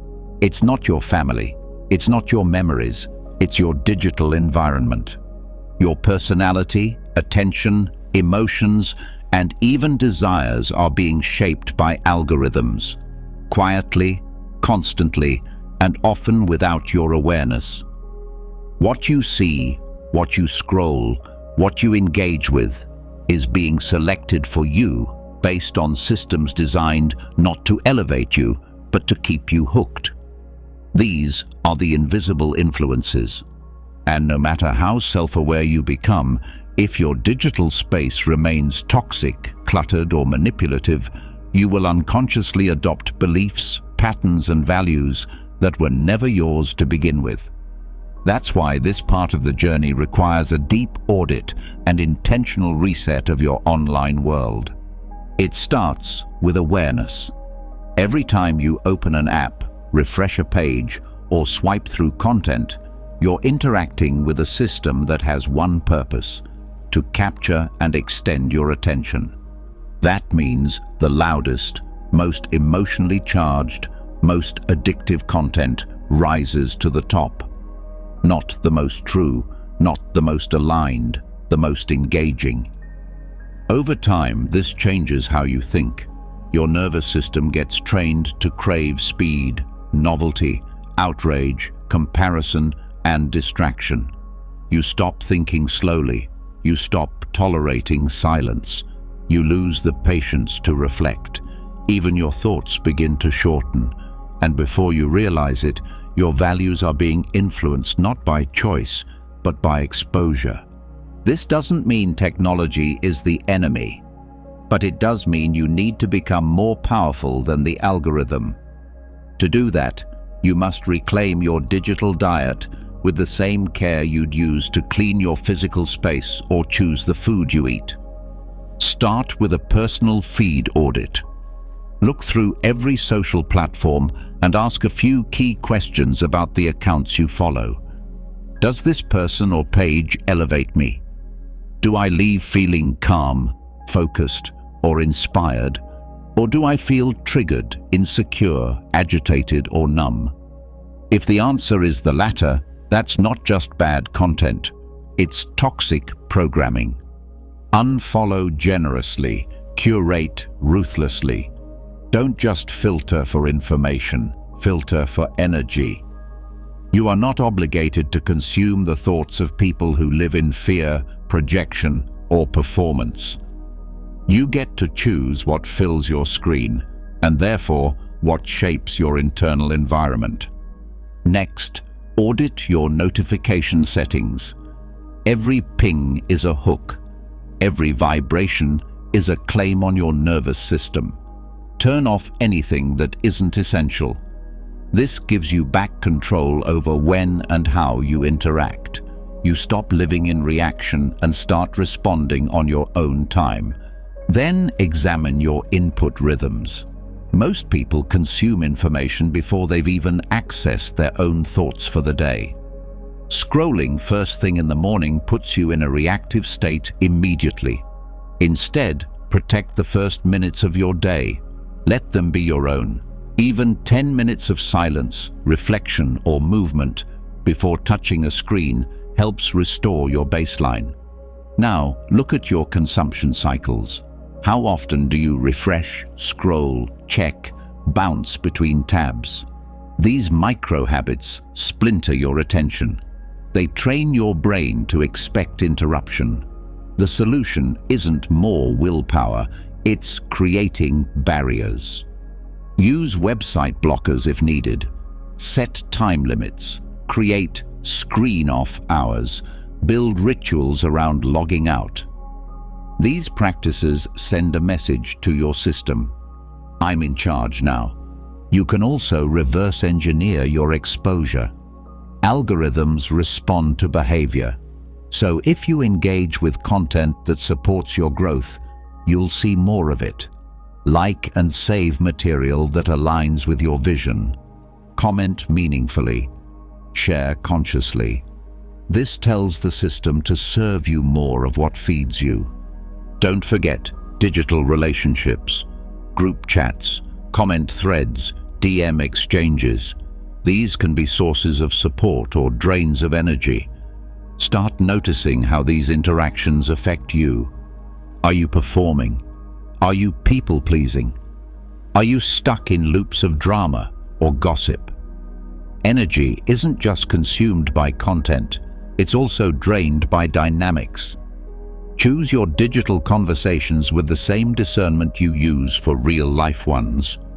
Create digital spaces for depth. A saved folder of meaningful posts.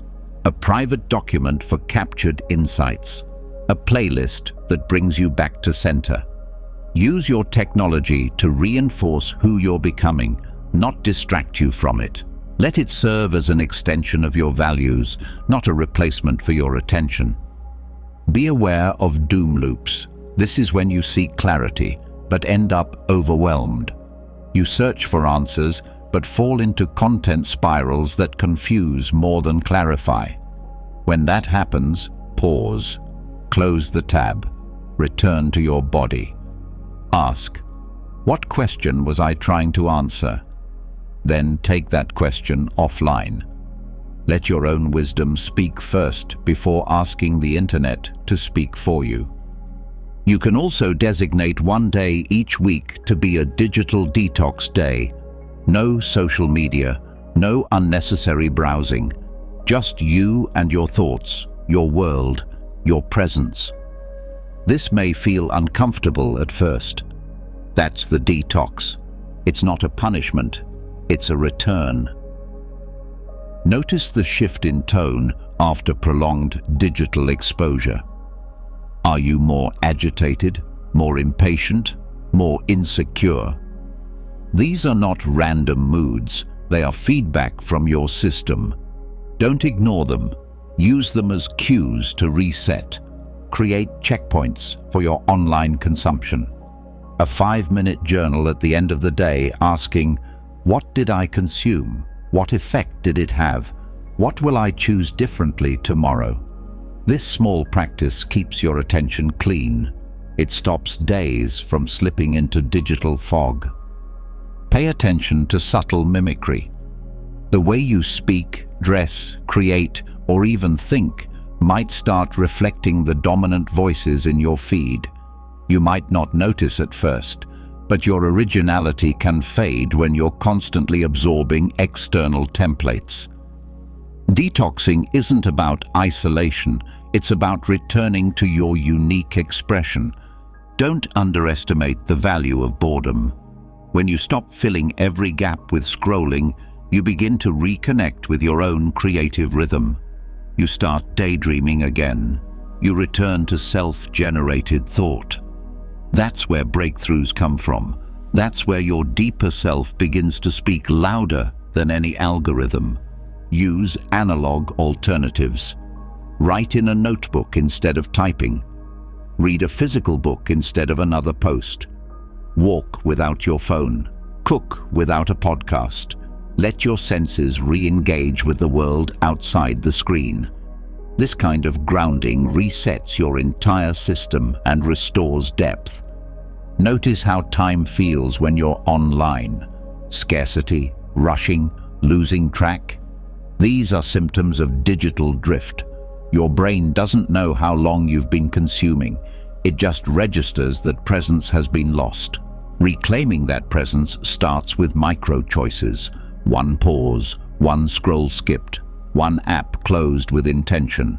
Be honest about content that feels good but feeds avoidance.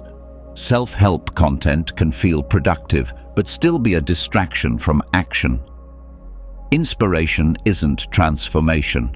Growth doesn't happen from endless consumption.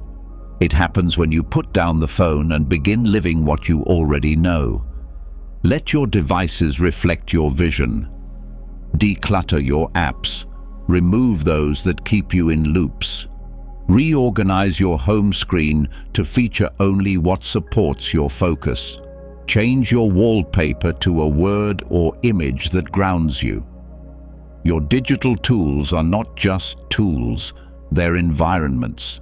Shape them like you would your home. Your personality is malleable. Your thoughts are influenced. That's not weakness, it's wiring. But once you see how digital inputs shape emotional tone, decision-making, even self-concept, you can start choosing differently. You become a conscious curator. Detoxing isn't about judgment. It's about design. It's about moving from passive user to empowered creator, from being pulled in all directions to choosing where your mind rests. Because when your digital space reflects your clarity, your real life begins to echo that clarity too. You stop reacting. You stop fragmenting. You start creating. You return to a self that is no longer hijacked by invisible noise, but guided by your own signal. And in that space, you remember that you were never meant to be content for someone else's algorithm. You were meant to be the author of your own mind. Once you begin to detox your digital environment and take back control of the influences shaping your thoughts and emotions, you start to notice a clearer inner voice coming through. Your attention feels more your own. Your choices feel more aligned. But there's still one powerful practice that most people overlook. One that doesn't just deepen self-awareness, but sharpens it like a blade. It's the practice of contrast. If you only expose yourself to familiar voices, similar lifestyles, and predictable content, you create an echo chamber. Everything you hear reflects what you already believe. It feels comfortable, but it keeps you soft. It makes your truth feel real, but only because it's never tested. The most rapid clarity often comes from placing yourself in spaces where you do not automatically agree on purpose. This isn't about debate, it's about exposure. When you see a completely different way of living, thinking, working, or relating, your core values are either challenged or confirmed. You're not just consuming ideas, you're holding them up to your inner compass to see what resonates and what doesn't. That contrast becomes a mirror. It shows you who you are by revealing who you're not. To do this consciously, start by identifying the patterns in your current environment. What kinds of voices dominate your space? Are they mostly from your own generation, political view, industry, spiritual belief, or cultural background? Are you surrounded by people who think like you, look like you, or live like you?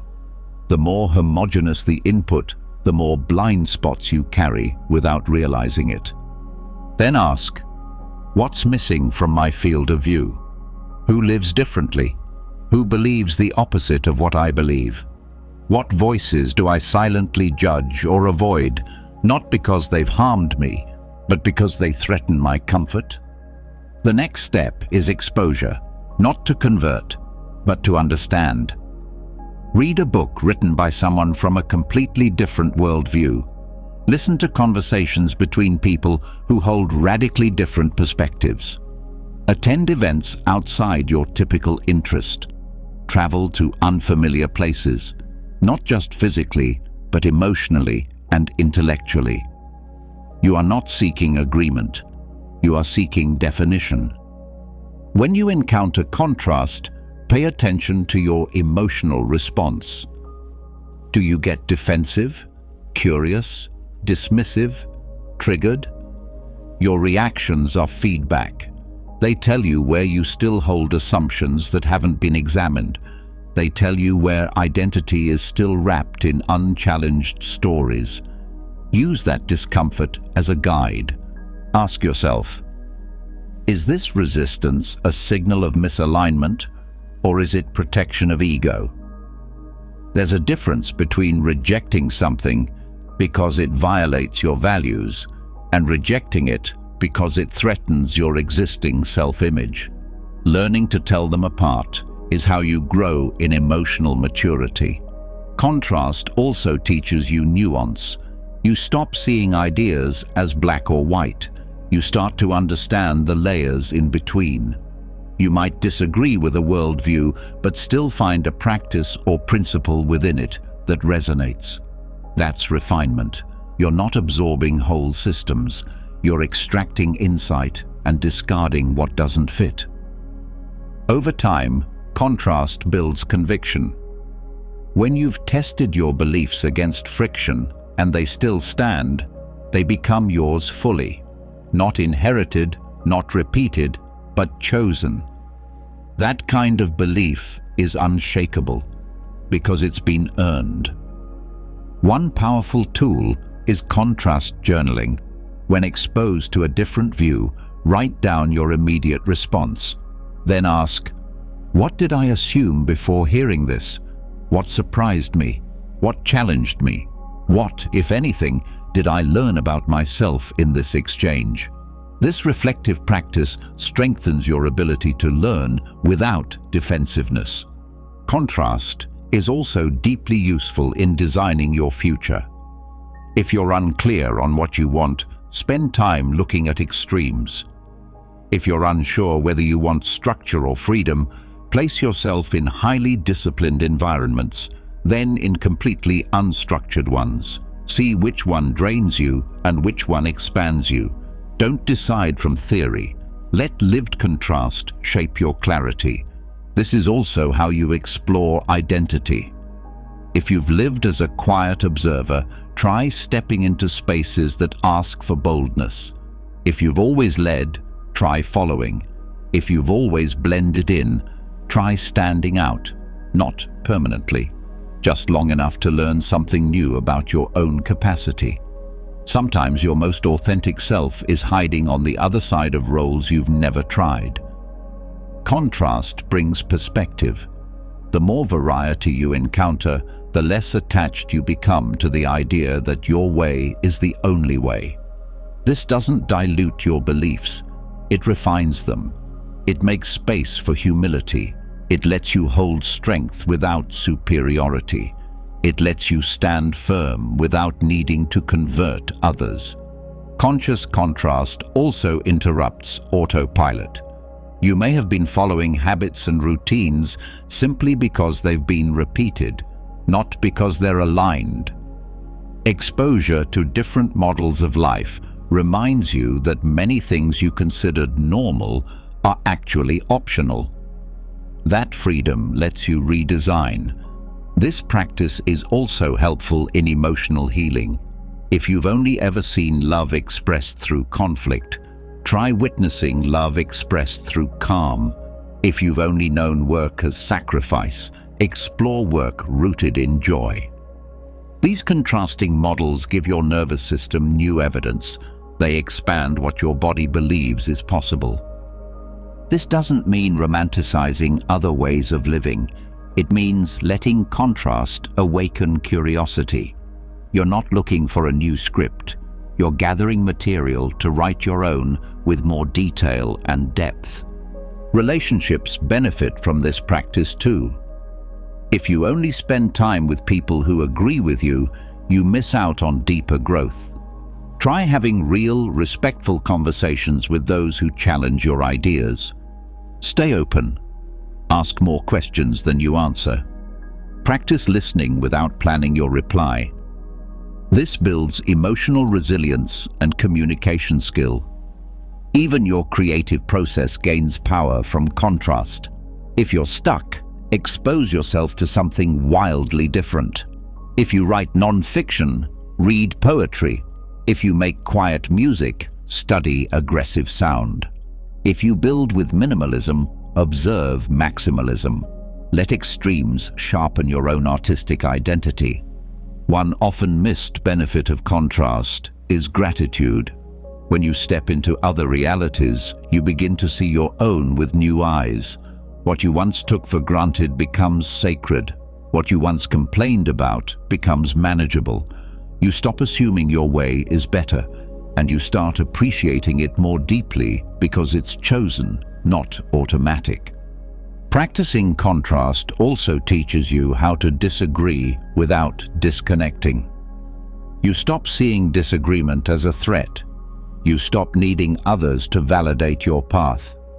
You learn to coexist with difference without shrinking, attacking, or retreating. This is a rare and vital skill.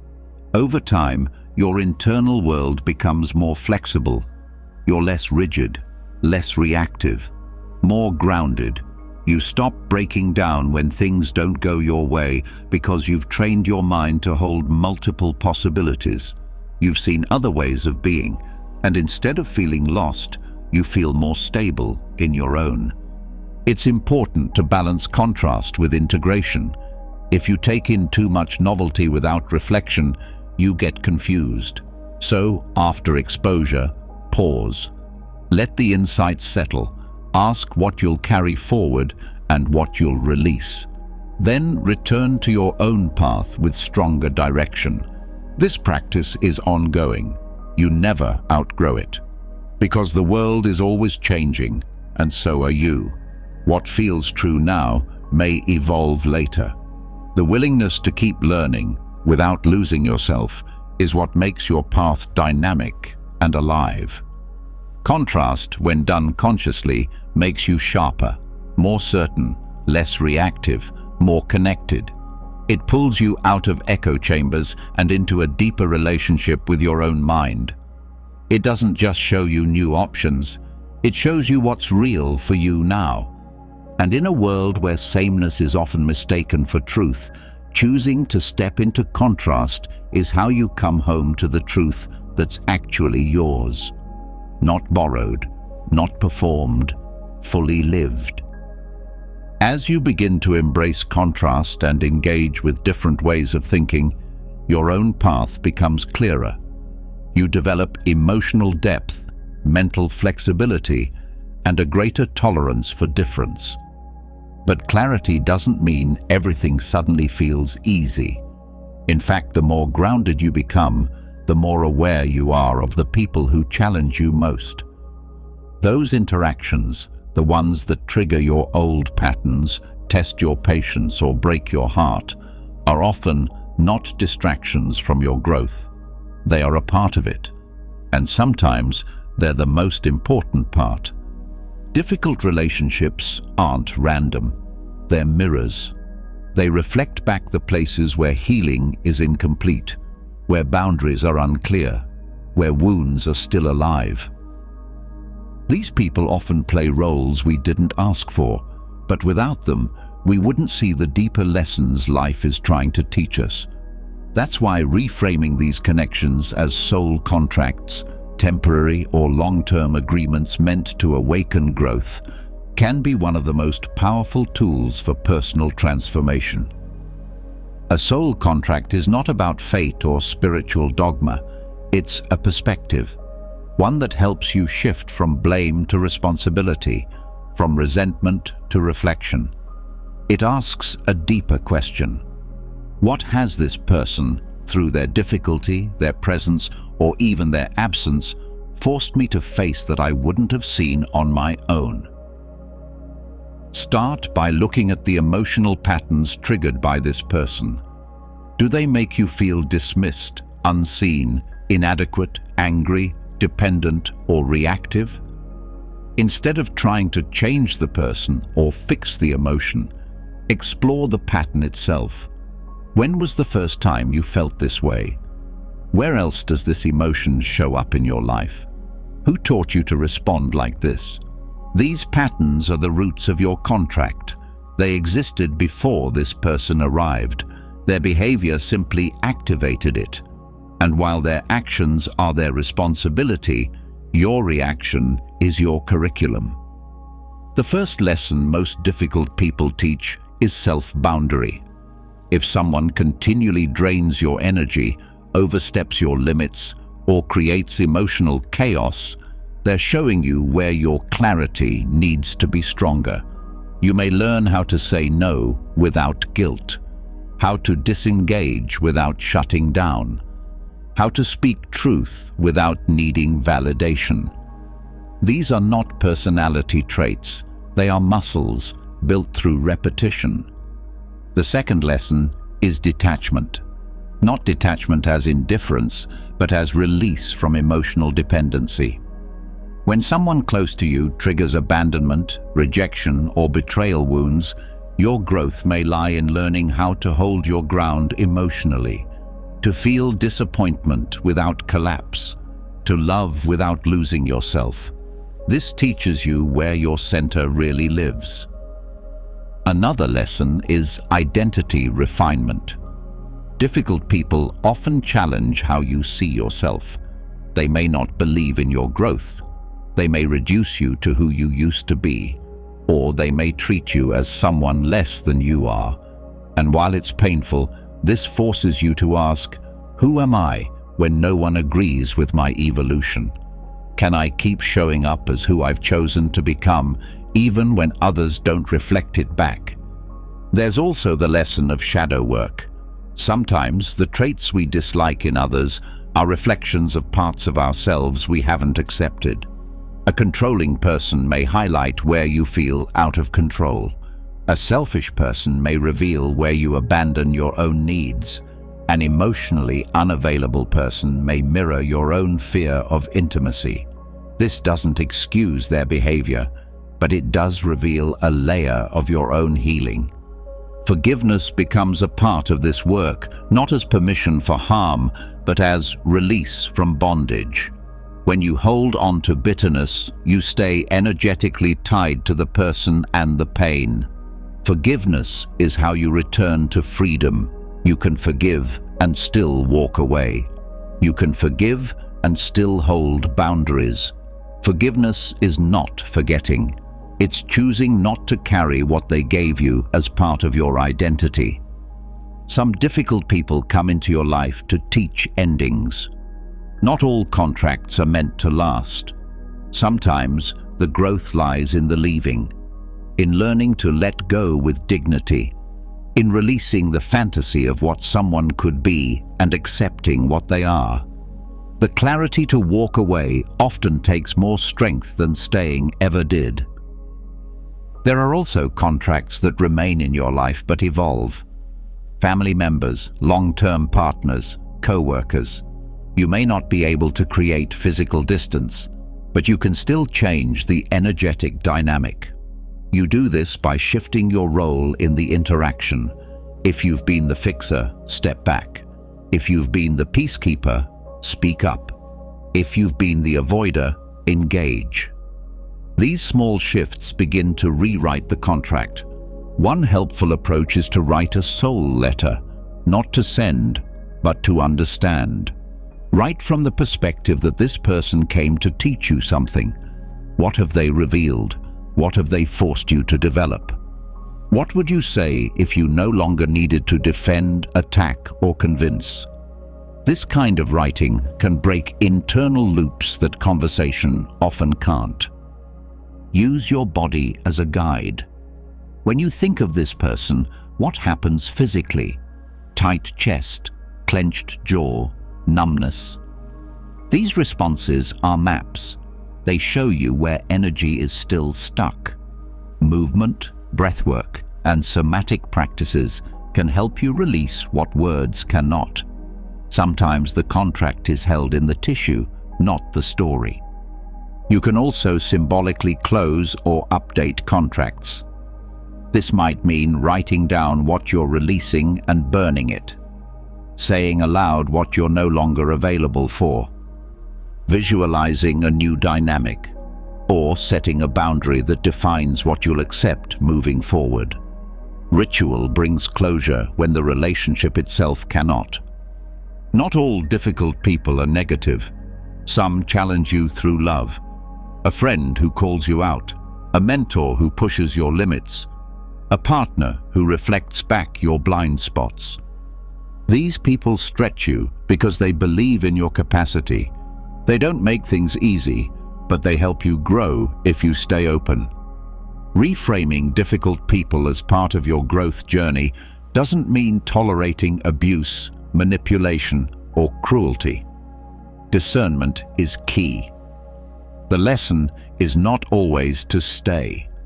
Sometimes the most powerful contract is the one that ends in silence, distance, and peace. Knowing the difference is part of your evolution. Relationships are not just emotional, they're spiritual classrooms, and the most complex ones offer the deepest lessons, not through perfection, but through friction. Your growth isn't in controlling the person. It's in mastering your response, in staying aligned when it would be easier to collapse. The goal is not to make every relationship ideal, it's to use every interaction as information. What is this showing me about my needs, wounds, values, and evolution?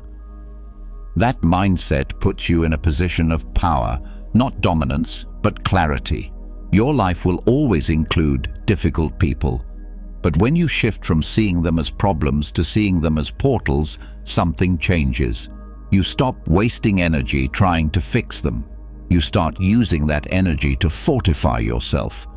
Over time, the same people who once triggered you become neutral or even sacred. Not because they changed, but because you did. You extracted the lesson. You integrated the insight. You no longer carry the weight of trying to make the relationship something it was never meant to be. This doesn't make you heartless. It makes you wise. It makes you sovereign. And when you begin to move through life with that level of emotional maturity, you attract fewer lessons in the form of pain. Because your system no longer needs chaos to grow, it now chooses growth directly. That's the final lesson of the soul contract: to graduate from the curriculum of pain and step into the path of conscious choice. After exploring the deeper meaning behind difficult relationships and extracting their lessons, you begin to see how much of your personal growth has been shaped by others. But now the lens turns inward. Because even as you release old dynamics and step into emotional clarity, one relationship still determines everything else. The one you have with yourself. Not the version others see, but the one that shows up when no one is watching. The version that stares back at you when you stand in front of a mirror. This is where mirror work begins. And not just the surface-level affirmations, but something deeper. Mirror Work 2.0. A practice not only of reflection, but of reconstruction. A method for confronting the parts of yourself you've ignored, silenced, or judged. A path to reprogram the internal patterns that have been running your life from the shadows. This work isn't about staring at your face and saying nice things until you believe them. It's about using direct self-gaze as a tool to bring buried truth to the surface. Your face holds stories. The way your eyes shift, the tension in your jaw, the hesitation in your expression, all of these are clues. When you look into your own eyes with full attention, something inside you either resists or awakens. Start by noticing how often you actually meet your own gaze. Not checking your appearance, but seeing yourself fully. Most people avoid it, or they do it so quickly they never stay long enough to feel anything. The first step is to create a space for stillness. Stand in front of a mirror. No distractions, no tasks, just you and your reflection. Stay. Even when it gets uncomfortable, especially when it does, that discomfort is the entry point.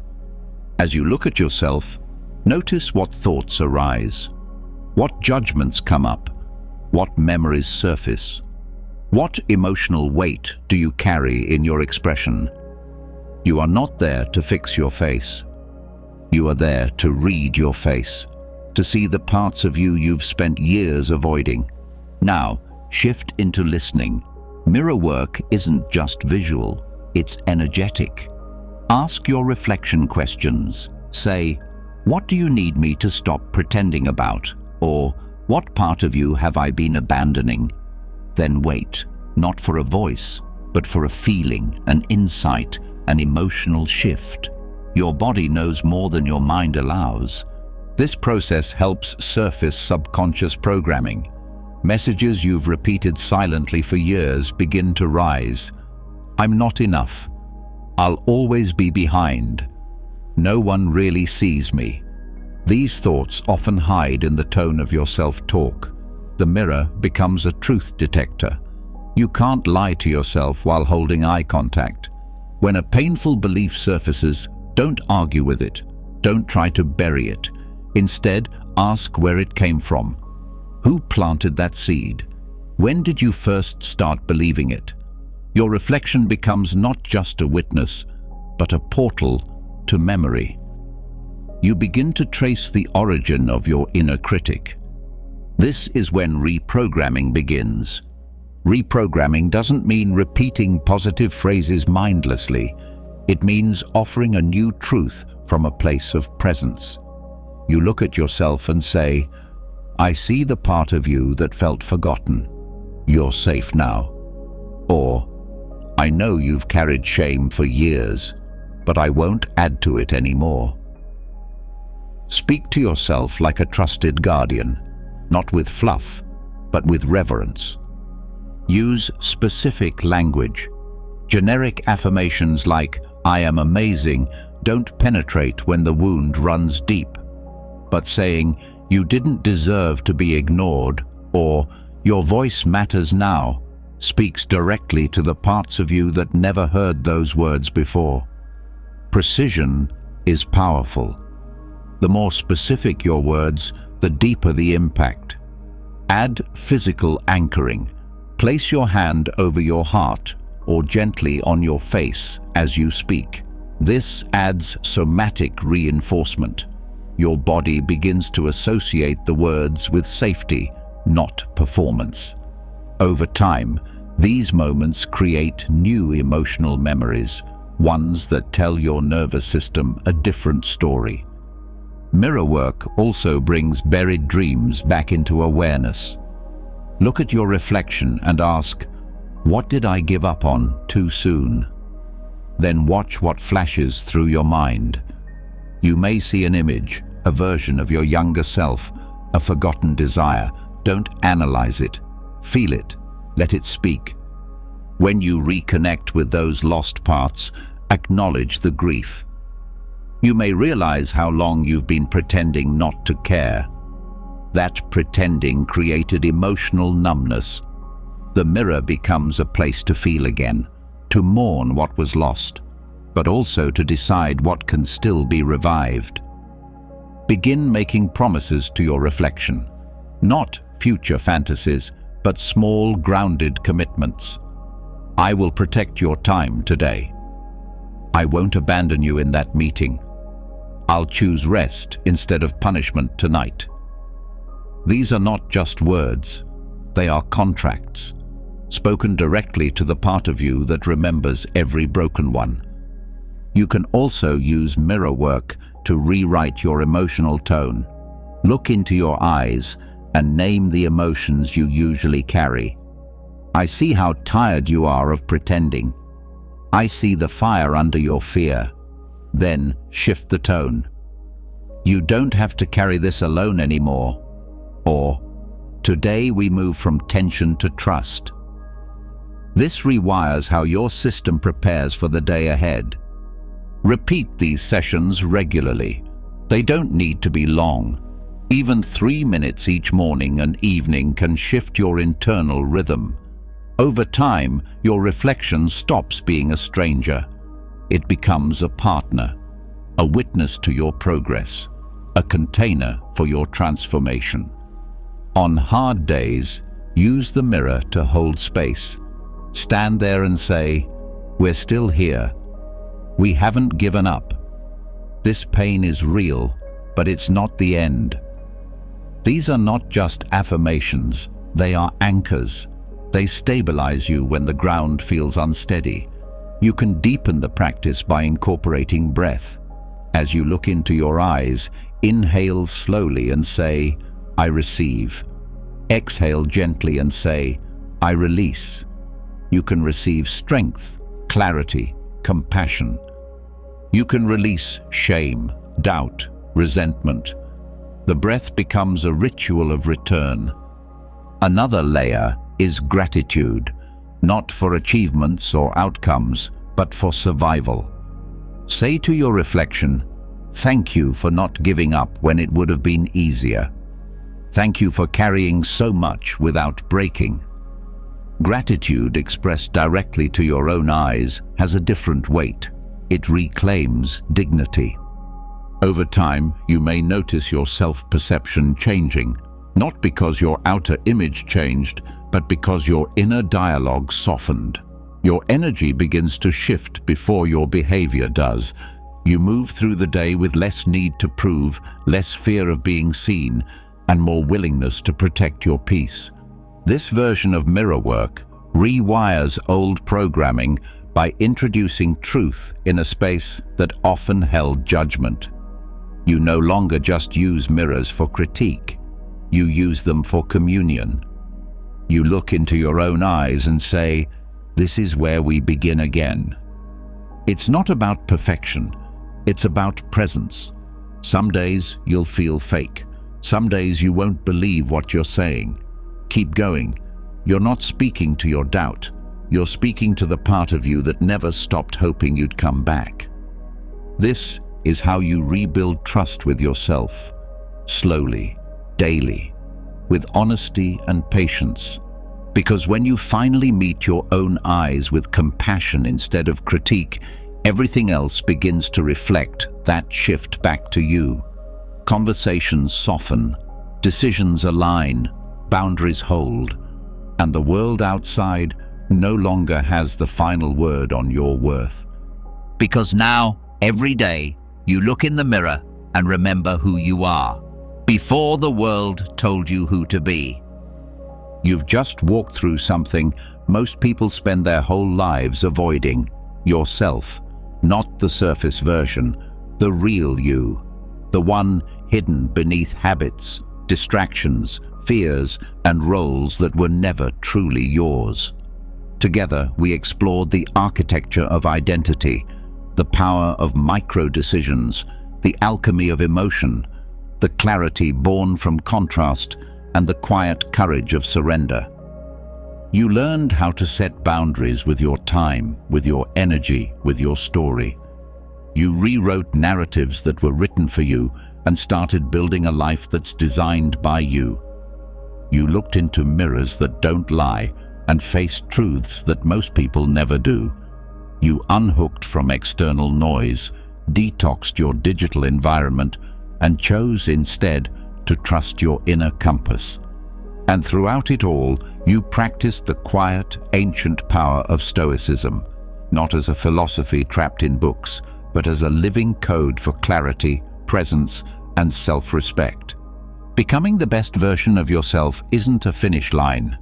It's a rhythm, a return, a remembrance of what's always been within you: reason, discipline, courage, and peace. The work doesn't end here, but now you have the map. The rest is choice. Now it's your turn. Drop a comment below and complete this sentence.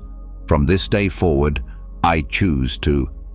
It can be one word, a promise, a shift. Whatever you're claiming as yours, name it, write it, own it, because the moment you name it, it starts becoming real. And if this journey moved you, subscribe to the channel. This is where transformation is spoken out loud. This is where the real ones gather. This is where the next chapter begins.